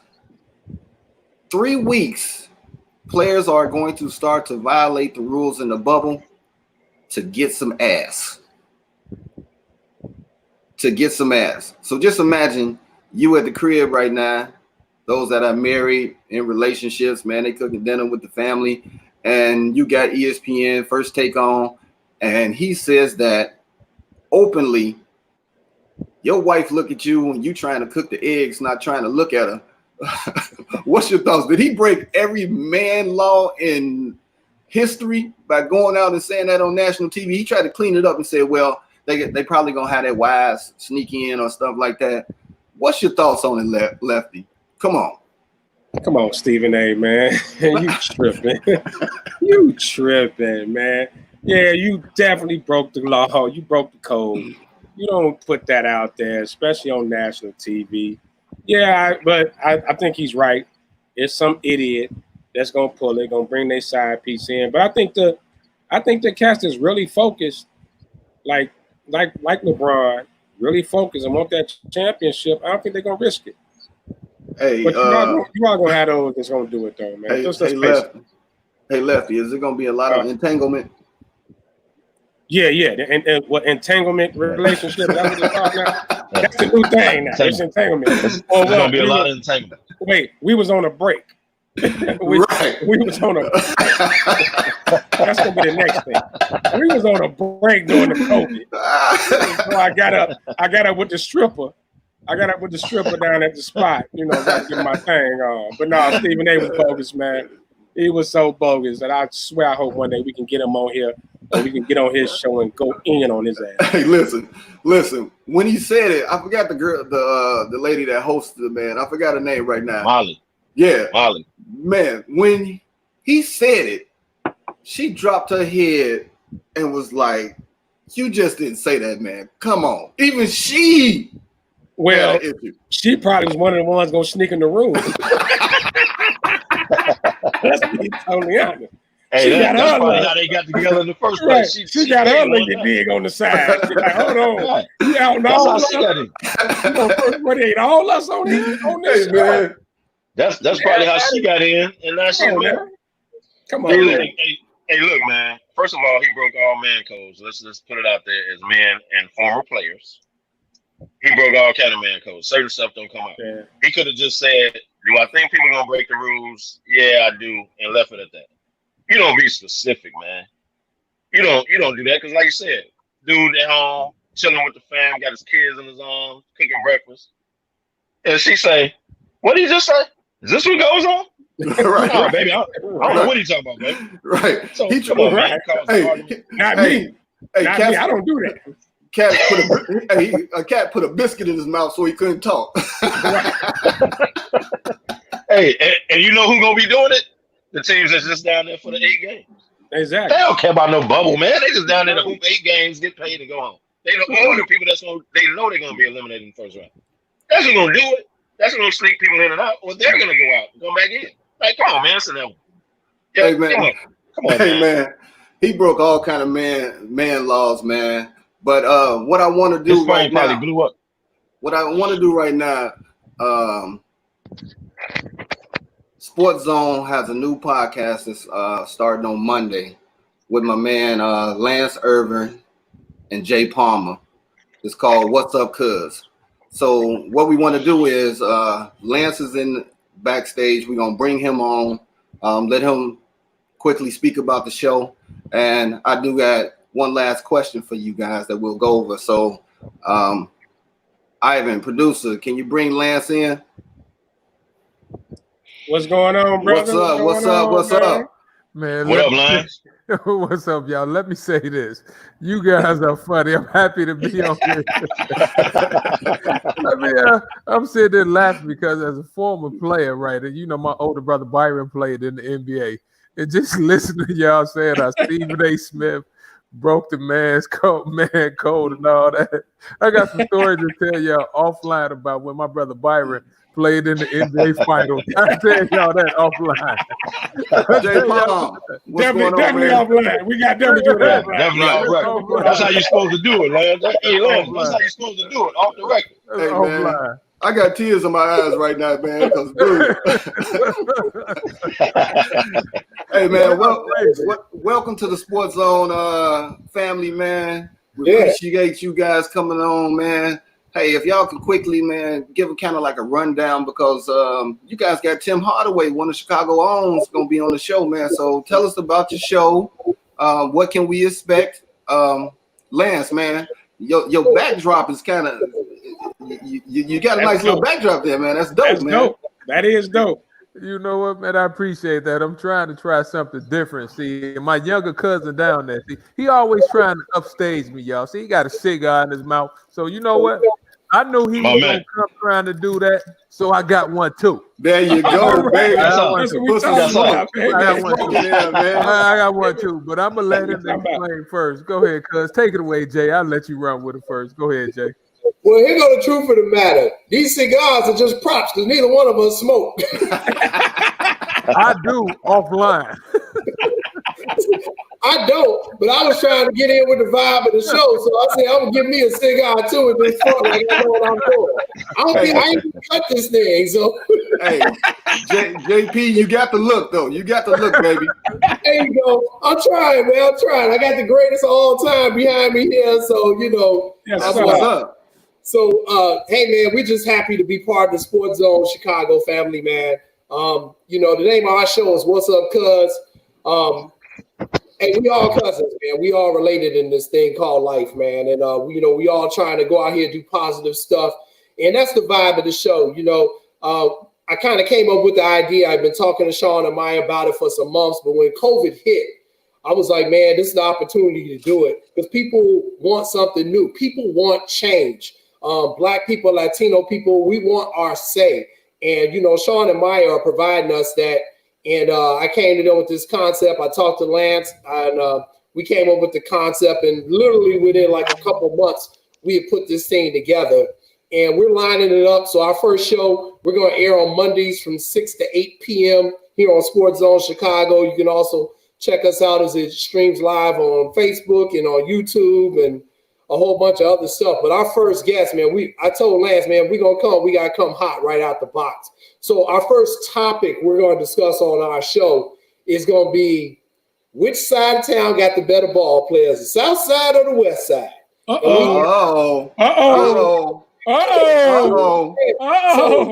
Baby. We kicking it off, baby. We kicking it off. We bringing the heat right out the box, and we got two of the best to ever do it out of Chicago. Killer Crossover himself will be representing the south side. Carver graduate Tim Hardaway. And representing the west side, Lance, go ahead and tell them who we got to represent this time. My man, Big Mark Aguirre. You know, when I was growing up, I used to love Mark Aguirre. I was in the backyard. I'd catch that thing. I'd palm it like Big Mark. I had a little bud coming up. I thought the girls thought it was cute. I was like, ooh, but I was a little heavy. So I, dropped down, put that little butt like Big Mark. So now we asked Mark Aguirre to come on first. Oh, man. And then after that, we have a guy, Cootie Simmons, coming on too, that did the Ben Wilson 30 for 30 doc. And also, he just did Stephon Marbury documentary, too. And that's on Netflix. So, Jason and I wanted to start it off right. Jason and I are actually cousins. And, my father, who started a AAU program called the Mac Irvin Fire 30 years ago, he used to always say family first. And for those of you guys that don't know, I have a huge family. My brother Byron played in the NBA. My brother Nick used to coach at Morgan Park. It's about 1,000 of y'all. You know that, right? It There's is. a lot of Irvins. The A lot of Irvins are y'all, legendary. The man. Irvins are legendary Right. in Chicago. So now when you see one of us, if you see Nick, you was gonna see Mac. If Yeah. you see Cindy, you was gonna see Byron. If you see me, you was gonna see somebody else. Yeah. So, we just decided that, what a great way to honor my father in doing this show. We wanted to call it What's Up, Cuz? Because one of the things my father used to always preach, family first. No doubt. No doubt. You know, What's up, man? Lance and I both have the background for this. Obviously, Lance has been coaching in basketball his whole life. I've been a journalist for 20 years in Chicago. So, I'm bringing the journalism side. He's bringing the coaching side. We both talk sports all the time. So we know we can pull in the guests that people want to see. Just think about all the players that's played in the Mac Irvin Fire program, the Jabari Parkers of the world. We've got so many people who just come through the family basketball program itself. And then we know a lot of other people in other sports too. We're currently working on for our baseball show, which will be our second show. We're currently trying to get two of the best out of Chicago who played in Major League Baseball, in Cliff Floyd and the recently retired Curtis Granderson. So, we want to get guests like this, bring them home. Because, my biggest problem, fellas, being in the journalism industry is a lot of times, working in a black newspaper, we knew who the best athletes were going to be in high school. We started covering them in high school. We followed their college careers. And then when they get to a certain level and they get on these professional teams, the public relations people on these teams won't even allow these guys and the ladies to come back and talk to the black media, to talk to the other kids in our community. And I just got real offended by that after all these years. They figure, oh, you all just the black media, you too small time. Look, these people come from our community. When they on the court, their families are in our hood. They come back and talk to us.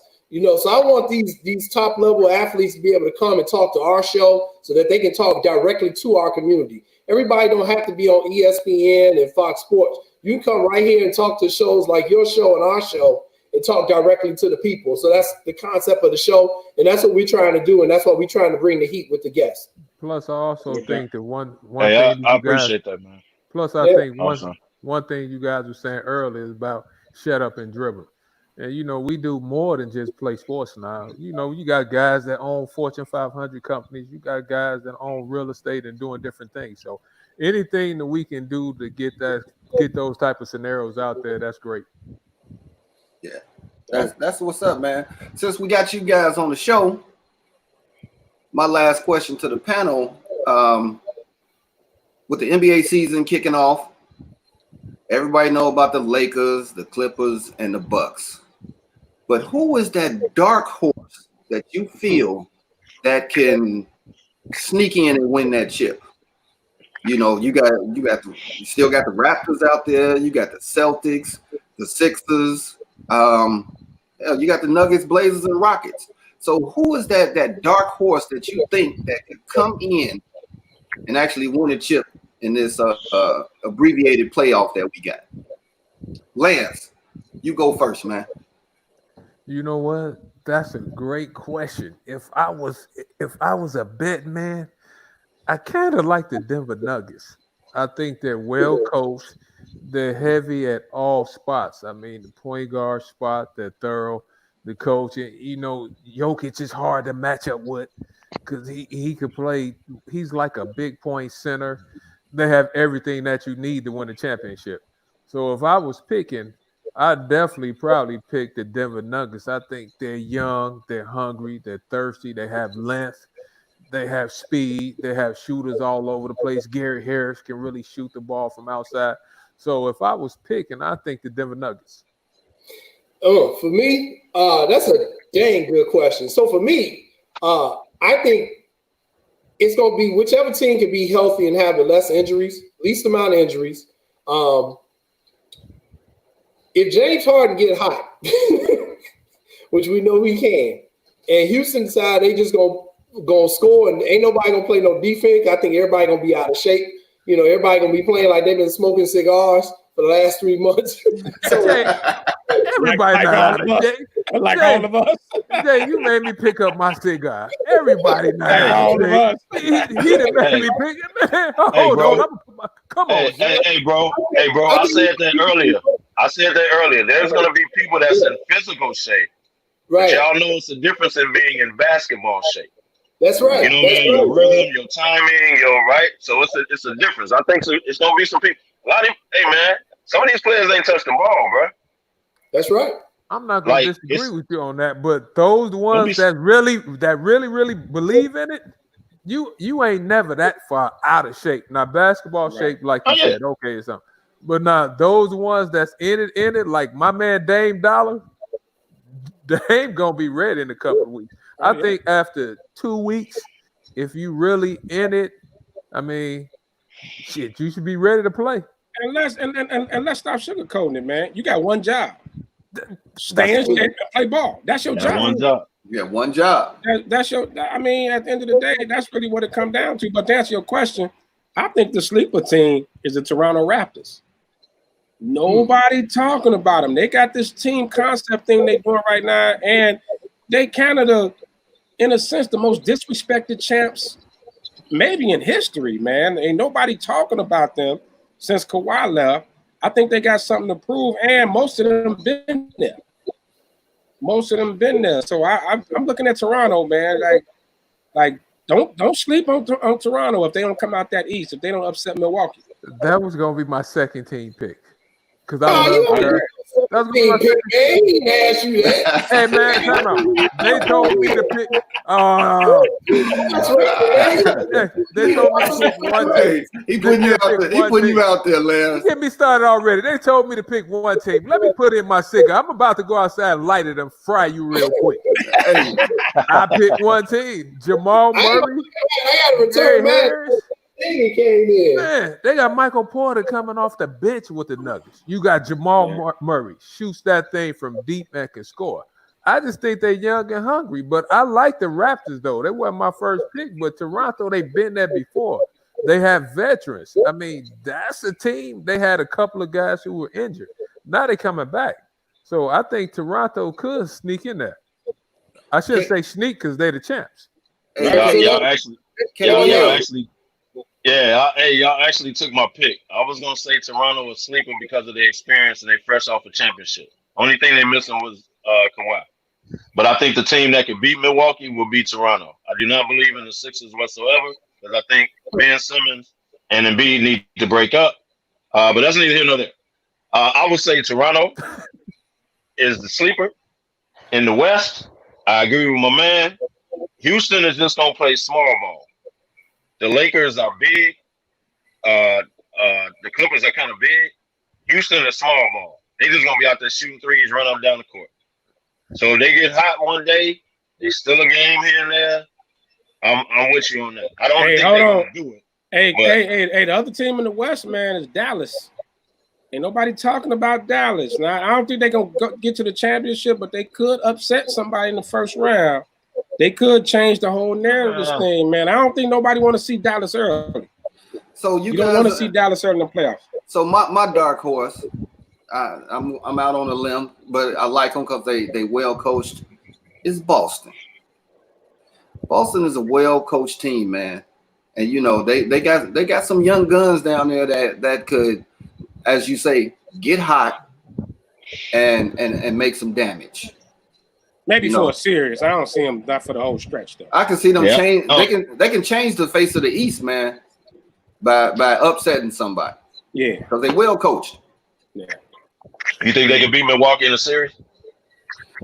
If they get hot and they can keep the Greek Freak out of the paint and make him shoot jump shots, it's a possibility. And the other thing nobody talks about is Toronto defensively, man. Like nobody talks about defense in the NBA. Nobody talks about defense. When you can kind of shut teams down, Toronto, you know, just like you said, Lance, with Denver, long, athletic, they can switch off those picks, And they got cats that can kind of play multiple positions. I think that's dangerous, man. When you can play defense like that, those boys, they play hella defense. You know hella what? Defense. You know what? Let me jump in there. Since I was the only Irvin that really couldn't score, everybody tell me, you the only Irvin that couldn't score. All you did was play defense. And I was like, I did it very well. But one thing about Houston that people don't understand about Houston, if you look at their stats, since I had a lot of time at home dealing with this COVID, Houston Rockets is a really good defensive team if you look at their stats.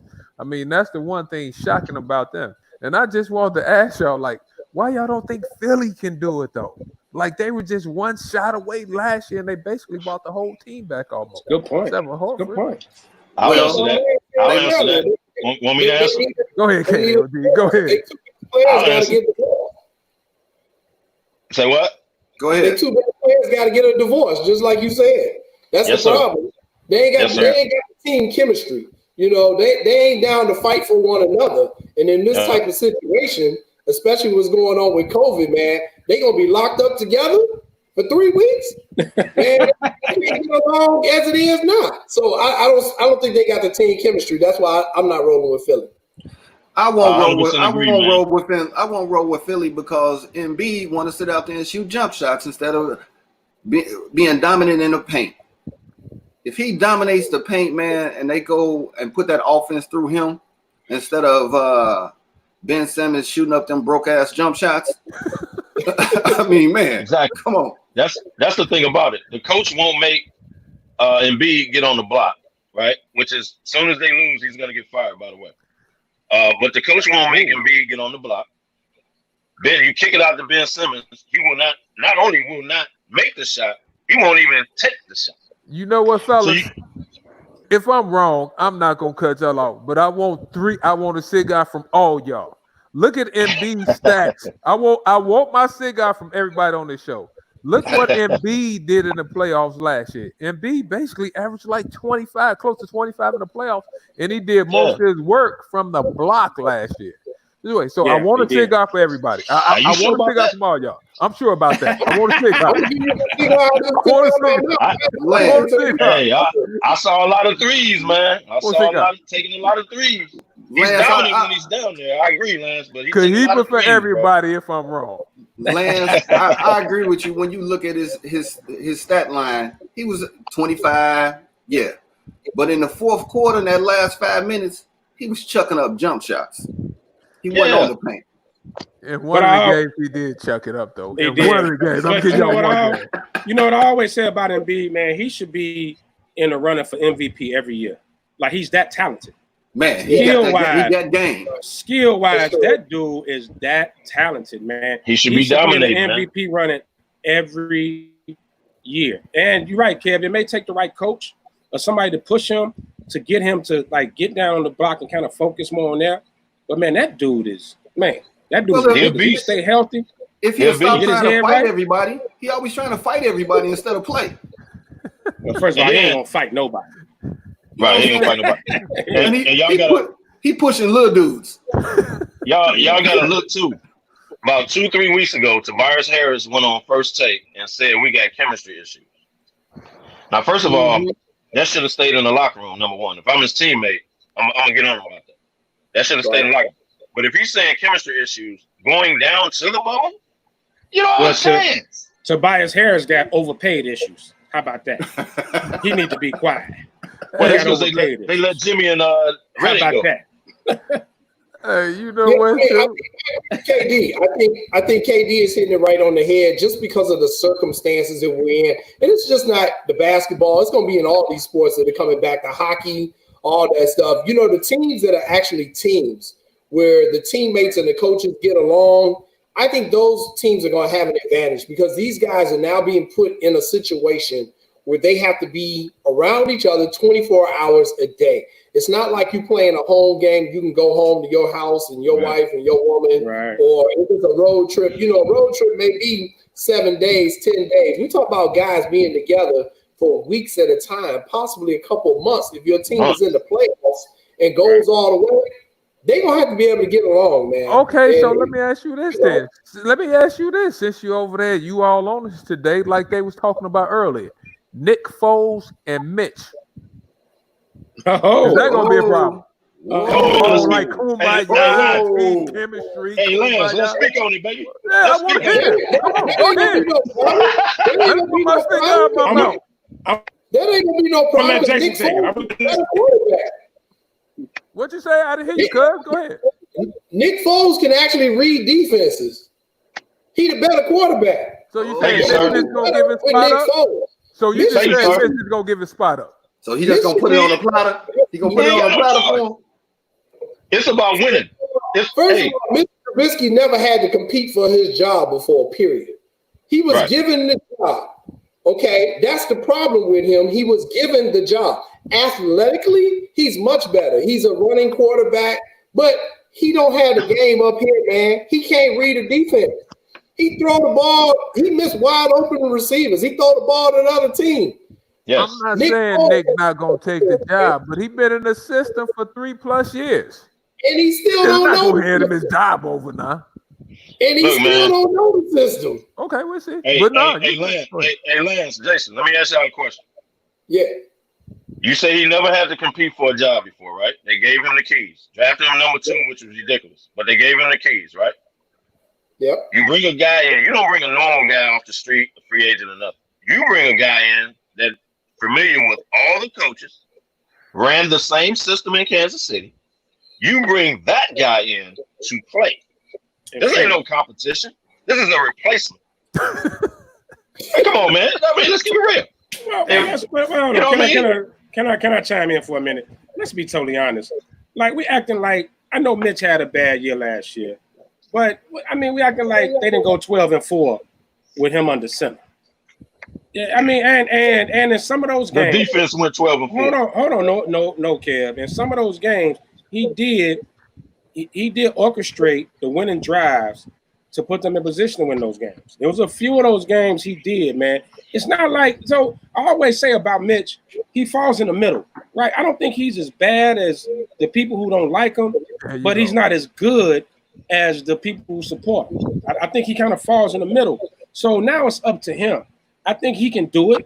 I definitely think he can do it, man. He got to, and Nagy has to take the handcuffs off him too and let him run. Remember, you saw the difference in the rushing yards last year. He went from like almost 500-600 yards in 2018 to in 2019, he's like 134 yards rushing. Just sitting in the pocket. Right, he's not a pocket guy. That's not his game. That's not his. But Nagy don't trust him. That's not his Nagy game. doesn't trust him. But let He me don't add trust this him. too, though. Let me add this. He's only been in the league for 2 years. This is his 3rd year.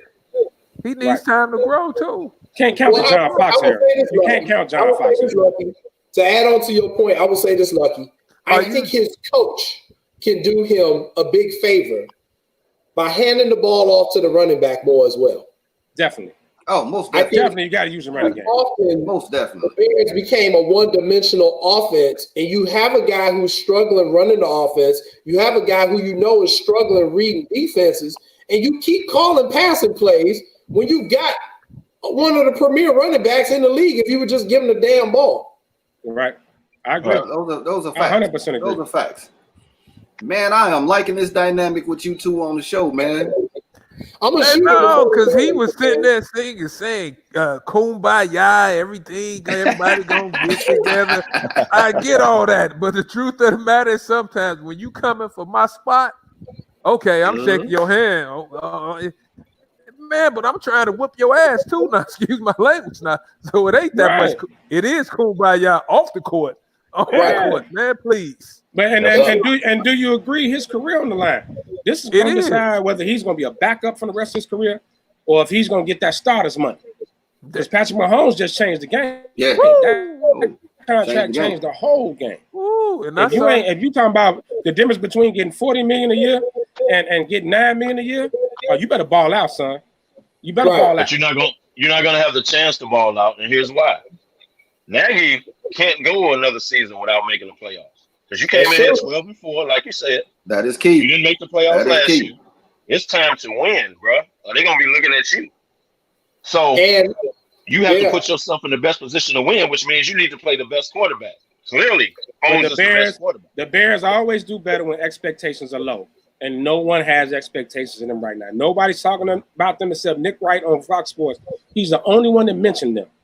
Nobody else is talking about the Bears. So the expectations are low right now. I'm telling you, they can sneak in, have a good year. I got them at 10-6 this year. I got them going 10-6. Well, I think you also 10 games? Ryan Pace's butt is also on the line here too. You know, Yes. he's the one that drafted Trubisky that high. He's the one that brought in Matt Nagy. He said, "Hey, this is my coach. We fired our previous coach." So these are all his picks. So I agree. Everybody's going to be looking at both Nagy, looking at Pace, looking at Trubisky, looking to see if Khalil Mack can have a bounce back year like he had his first year with the Bears. I think the Bears are a very interesting story around the league. Obviously, we are from Chicago. We know the Bears run the town. You know, when the Bears play better, the town feels better. Everybody feels better. We're in a better mood. You know, people ain't cutting you off in traffic on the Dan Ryan as much. Hey, Jason, white folks waving at you saying hi. Go Bears. Go Bears. Bears, what a game. Hey, I agree with that. When the Bears are winning, the city has a whole different vibe. I 100% agree with that. Yeah. The only thing that'll match it was when the Cubs was winning. Oh man, that was a different vibe too. I agree. The Bears winning. Hey, JP, just let me put this out there. The Cubs was winning, dude. I'm telling you, KDL does not cheer for any Chicago teams. Basketball is LA. Football, he Giants. So we take what he with a grain of salt. No, I'm being real, man. It's a different vibe when the Bears win. One of my groomsmen at my wedding was the exact same way. He a Laker fan, he a Cowboy fan, he every other Chicago sport. And he live in Roseland.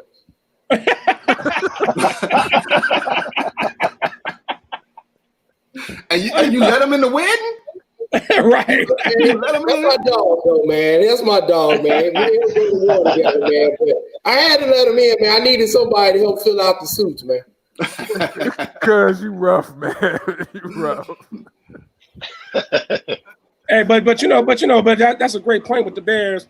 When the Bears are winning, it's still a Bears town. Even though they ain't won since '85, we all know here in Chicago, you know, regardless of what, because we split on baseball. Let's be totally honest. I'm a White Sox fan.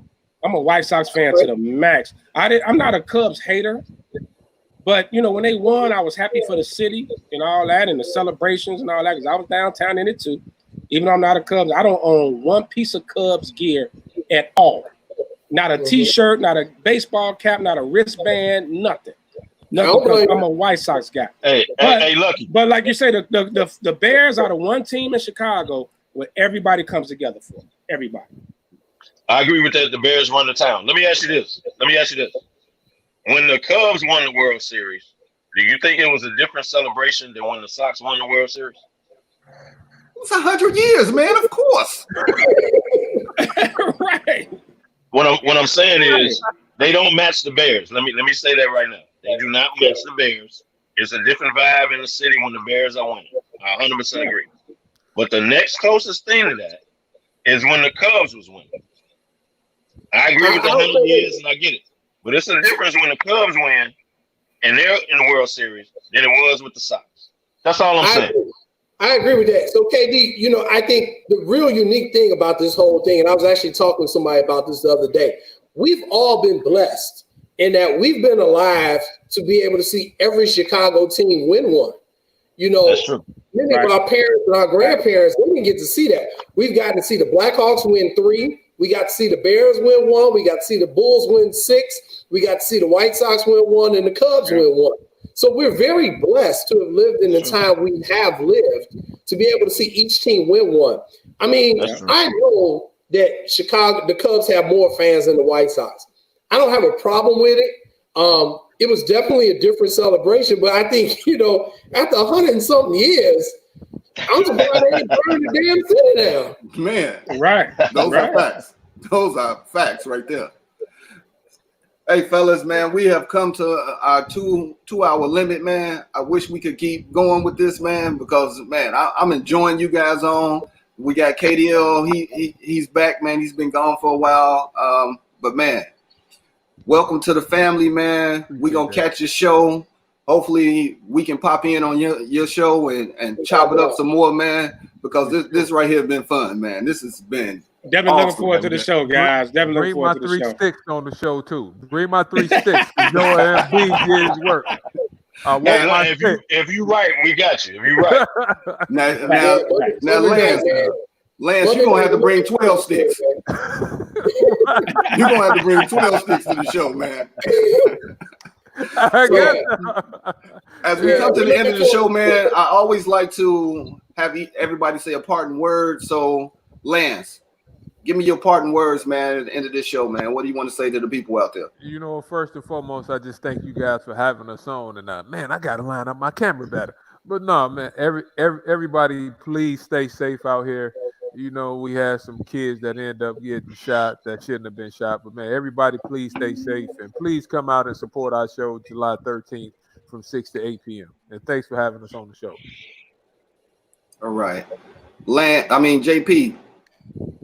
For me, you know, let's continue to take COVID seriously. I know the numbers are down in Illinois, but they're going to go back up. This thing is a marathon. It's going to see peaks and valleys. Be safe out there. Wear your mask. Don't expose yourself when you don't have to. Take this thing seriously. I personally know 6 people who've died from COVID and a lot more people who've been infected. My cousin Lance just lost an auntie 2 weeks ago to COVID. This shit is real. So let's take this serious so that we can be healthy. Hopefully we'll have some sports coming back, but everybody just be smart out there. And, you know, like Lance said, check us out Monday from 6 to 8. It's going to be 2 hours of fun and us arguing and trying not to kill each other. KDL, your parting words, my man. I'm going to piggyback on the COVID, man. You fellas know, but I just lost a stepfather to COVID. So that's why I've been gone. But it's real. Wear your mask out in public. If you're around people, you know, kind of social distance, do what you have to do. We have to all come together on this because you're right. It's not going anywhere. It's here.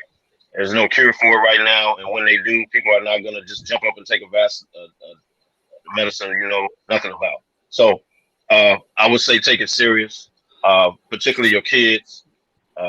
Just stay prayed up, man, and take it serious. Looking forward to you guys' show, man. Appreciate y'all coming on, man. We got to do this again, all of us again too, man. This is fun. Lefty. Yeah, I'm gonna piggyback off everybody else. It's a serious situation right now. 2020 is gonna go down historical. Like this year, everything that's been going on, and we know everything that got canceled here in Chicago. You know, us being from here, like summertime Chicago is something totally different. And we look forward to all the festivals and everything and everybody getting together. But, you know, we got to deal with this right now. My other thing is please get out and vote. Please get out and vote, man. We got to make some changes here, especially what just happened with the George Floyd thing and everything. Hopefully we can all take a chance, an opportunity for us to come together and really build, like truly build, man. It's great seeing Black folks just come together, man. And as far as, you know, the kids getting killed, yeah, we got to get these knuckleheads in order as well. But looking forward to sports coming back, man. I miss the hell out of sports.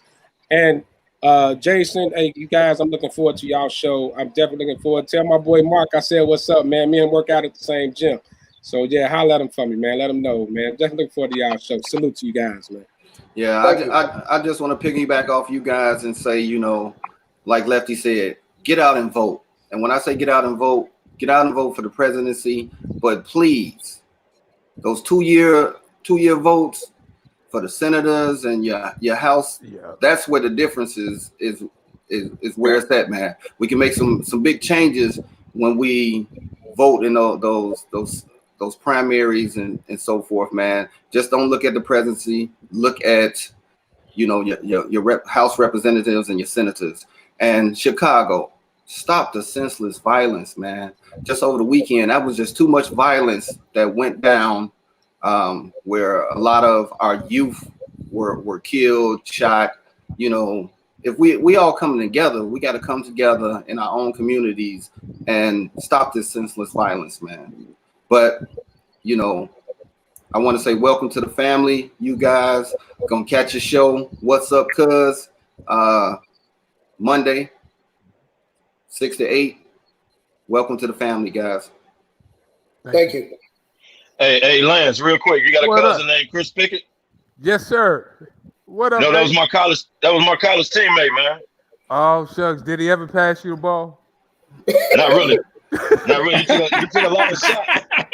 Hey, he took a lot of shots, man. So when he swung it, I just shot it. Hey, KDL, you didn't have to ask Lance that. You knew that was his cousin. It's a million of them out there. I know. I just wanted to mess with him, man. He down in Kankakee doing his thing. I told him I was gonna shout him out today. Hey, and I'm big tuning in, but you gotta let them know. Hey, it's South Side, baby. South Side. I It's all about the got South respect Side, for the man. West Side ballers, but you know it's South Side, baby. Y'all know, South side, South side, South side. Hey, Mark JP, tried to call don't me. let JP. Don't let him win. Don't let him win. Hey man, we gonna be watching, man. I'm just trying to stay out the firing line, not get hit, man. It was your idea, it was your idea anyway. Yeah, that got to make it for a great show, man. South Side versus West Side, man. Boy, I can't wait to see some of the comments and the man. It's gonna be wild, man. So I will be tuning in, man. So appreciate you guys coming on the show. It's been real today. So we out, man. We out today. We'll be back next Saturday, and like you said, catch the What's Up Cuz on Mondays, man. Peace. Peace. Peace out. Peace. Peace, y'all.